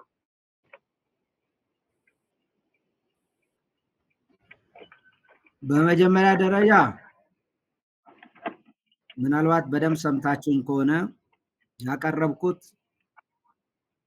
ገና ሁለቱም ብቻ ነው። ገና ተጨማሪ ኮምፕሊኬትድ ይሆናል። ገና ሁለት እጨምራለሁ፣ 3 እጨምራለሁ መሰለኝ እና የተለያዩ ዶክትሪኖች እንዳለ እንድታውቁ ነው። እናንተ ከነዚህ ውስጥ አንዱ ናችሁ። አሁን እኔ እንዳልኩት ቅድም የእናንተ ቤተክርስቲያን ከነዚህ ውስጥ አንዱን ታምናለች። ሳልፊሶ እንትኑን ዝጋው፣ ማይኩን ዝጋው። የእናንተ ቤተክርስቲያን ከነዚህ ውስጥ አንዱን ታምናለች። ስለዚህ የምታምነው ግን ያው መረጃ አለኝ ብላ በምታምነው መሰረት ነው። መረጃ አለኝ ብላ በምታምነው መሰረት ነው የእግዚአብሔር ቃል ጥቅሶችንም ምኖችንም በመሰብሰብ እና በማገናኘት ማለት ነው። ስለዚህ የትኛው ነው ትክክል የትኛው ነው ትክክል አይደለም ለሚለው እዚህ አሁን እኛ ትክክል ነው ትክክል አይደለም ለማለት ሳይሆን የትኛው ጠንካራ መረጃ አለው በሚለው ላይ ነው ምንነጋገር። ብዙ የሚያሳምንና ጠንካራ መረጃ ያለው የትኛው ነው? ሙሉ የሆነ ግንዛቤ መጽሐፍ ቅዱስ ውስጥ ያለውን ሁሉንም የሚያስተናግድ አተረጓጎም የትኛው ነው የሚለውን ለመያዝ ነው። ስለዚህ ገና ሁለተኛው ነው። እኔ አሁን እከሌን ምረጡ ብዬ አልናገርም። ምክንያቱም አሁን እናንተ የማስተርስ ተማሪዎች ናችሁ። መረጃዎችን በማየት ይሄንን ያንን ብላችሁ የትኛው ብዙ ጠንካራ መረጃ አለው ብላችሁ ማየትና መወሰን ነው። ሌላው በመጀመሪያ በደንብ የራሳችሁን ቤተክርስቲያን ዶክትሪን ወቁ። ምንድነው እናንተ የምታምኑት? እስከዛሬ ድረስ በቤተክርስቲያናችሁ መቼም ስለ ፍርድ፣ ስለ ጽድቅ፣ ስለ ኃጢአት፣ ስለ ዘላለም ሕይወት ሳትማሩ አትቀሩ። ስለዚህ የቤተክርስቲያናችሁን ዶክትሪን እንድትተው አይደለም እኔ የምናገረው፣ ግን በበለጠ ተረድታችሁ ደካማ ጎኑ የት ጋ ነው፣ ጠንካራ ጎኑ የት ጋ ነው የሚለውን ለይታችሁ እንድታውቁ ነው። ስለዚህ አሁን ሁለቱም ብቻ ነው የነገርኳችሁ። አንደኛው ዲስፐንሴሽናሊስት የሚባለው ወይም ዘመንን የሚከፋፍሉ ናቸው። ሁለተኛው ደግሞ የነገርኳችሁ የሪፎርሜሽን ወይም እነ ሉተር፣ ካልቪን እነዚህ የሚባሉ የነሱ ዶክትሪን ነው ስለ ዘላለም ሕይወት። እነዚህ ሁለቱ ናቸው አሁን የነገርኳችሁ። ሶስተኛው ካቶሊክ አለ። አራተኛው ደግሞ ዘኒው ፐርስፔክቲቭ የሚባለው በተወሰነ ደረጃ ማዕከለኛ ነገር ለመያዝ የሚሞክር አለ። እሱም የራሱ ችግር አለበት። ስለዚህ ነገሩ ቀላል አይደለም፣ ውስብስብ አይደለም፣ ውስብስብ ነው። የአንዱን ብቻ ይዞ እንደዚህ ማራገብ ጤነኛም ላይሆን ይችላል። ምክንያቱም ሁሉም ገና እየተረጎመ አንደርስታንድ እያደረገ ያለ ነው እና ጠንካራ ጎኑ የቱ ነው ደካማ ጎኑ የቱ ነው ብለን ሁላችንም በኋላ በተወሰነ ደረጃ ስለ ስራ እግዚአብሔር የመጨረሻ ፍርድ ስለሚናገረው ስለ ስራ የሚናገረውን ነገር ለማወቅ እንችላለን። የነጩ ዙፋን አለ ወይስ የለም? እኛ ነጭ ዙፋን ፊት እንቀርባለን አንቀርብም ለሚለው አሁንም ያተረጓጎም ነው እንትኑ። አንደኛ ነጭ ዙፋን የሚለው ራእይ ውስጥ ነው ያለው። ጳውሎስ ጋር ደግሞ መተን ጳውሎስ የክርስቶስ ዙፋን የእግዚአብሔር ዙፋን ይላል። የእግዚአብሔር ዙፋን የትኛው ነው? የክርስቶስ ዙፋን የትኛው ነው? ሁለቱ ይለያያሉ ወይ? ሁለቱን በተለያየ ቦታ ቁጭ ልናረጋቸው ነው ወይ? አንድ ዙፋን እግዚአብሔር እዚህ ጋር፣ አንድ ዙፋን ለኢየሱስ፣ አንድ ዙፋን ለመንፈስ ቅዱስ ልናረግ ነው? ሶስት የተለያዩ አምላኮች እንዳሉ ልናስብ ነው ወይስ አንድ አምላክ በአንድ ዙፋን ላይ የሚቀመጥ ነው ያለው? ስለዚህ ይሄ ራሱ የትሪኒቲያችንን የስላሴ ትምህርታችንን ሁሉ ችግር ውስጥ ሊከት ይችላል። አንድ አምላክ አለ እያልን ሶስት ዙፋኖች አሉ ካልን በራሱ ችግር ነው። ስለዚህ አሁን ማሰብ ያለብን እነዚህ ሁለት የአጻጻፍ ስልቶች እንደሆኑ ማወቅ አለብን። የራእይ መጽሐፍ ራእይ ነው፣ በምሳሌ ነው የሚያሳየን፣ በራእይ ነው የሚያሳየን። የጳውሎስ ደግሞ ግልጽ በሆነ ደብዳቤያዊ አጻጻፍ ነው የሚጽፈው። በሌላ አባባል ምን ማለት ነው? የክርስቶስ ዙፋንም ሆነ የእግዚአብሔር ዙፋን በጳውሎስ ውስጥ አንድ ነው። ሁለት ዙፋን አይናገርም ጳውሎስ። የራእይ መጽሐፍ ደግሞ አንድ ነጭ ዙፋን ነው የሚናገረው። ስለዚህ ሁለቱ የተለያዩ ሰዎች የተለያየ ቃል ነው የተጠቀሙት። ነጭ ዙፋን ነጭ ማለት ጽድቅ ያለበት ለማለት ነው፣ ሌላ ነገር አይደለም። ከለሩ ነጭ ነው ለማለት አይደለም። ወይም እንትኑ ግን የጽድቅ ለማለት ጽድቅም ምሳሌ የሚያደርግ ነው እና ትክክለኛ ፍርድ የሚፈረድበት ዙፋን ማለት ነው። ስለዚህ ከዛ ውጪ ከለሩ ነጭ ነው የዚህኛው ከለር ሌላ ነው ለማለትም አይደለም። ስለዚህ አንዳንዴ የእግዚአብሔር ዙፋን እሳት የጎረሰ ነበልባል ያለበት በጣም የሚያስፈራ ማንም ሊቀርበው የማይችል ብርሃን የተሞላ ተደርጎ ይሳላል። ሌላ ቦታ ነጭ ይሆናል። የተለያየ አሳሳል አለ፣ የተለያየ ገጽታውን ለመናገር እንጂ ከለር ጉዳይ አይደለም። ነጭ ማለት ትክክለኛ ፍትህ ያለበት ፍርድ የሚፈረድበት ዙፋን ነው። እግዚአብሔር አንድ ዙፋን ነው ያለው። ስለዚህ እኛ በዛው በእግዚአብሔር ዙፋን ፊት እንቀርባለን ሁላችንም ማለት ነው። አንድ እግዚአብሔር ነው ያለው።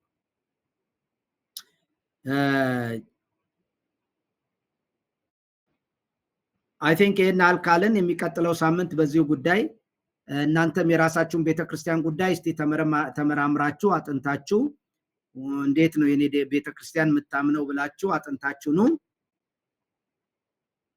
ከዛ በኋላ የሶስቱን ደግሞ አቀርብላችሁና እንወያያለን። ከዛ ሮሜ ምዕራፍ 2 የተወሰነ ፓርት አንብበን እንጨርስና ሮሜ ምዕራፍ 3 ላይ እንሄዳለን ማለት ነው።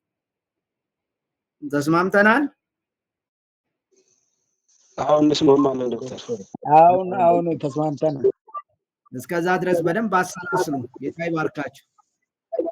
አሜን አሜን። ጌታ ይባርከው።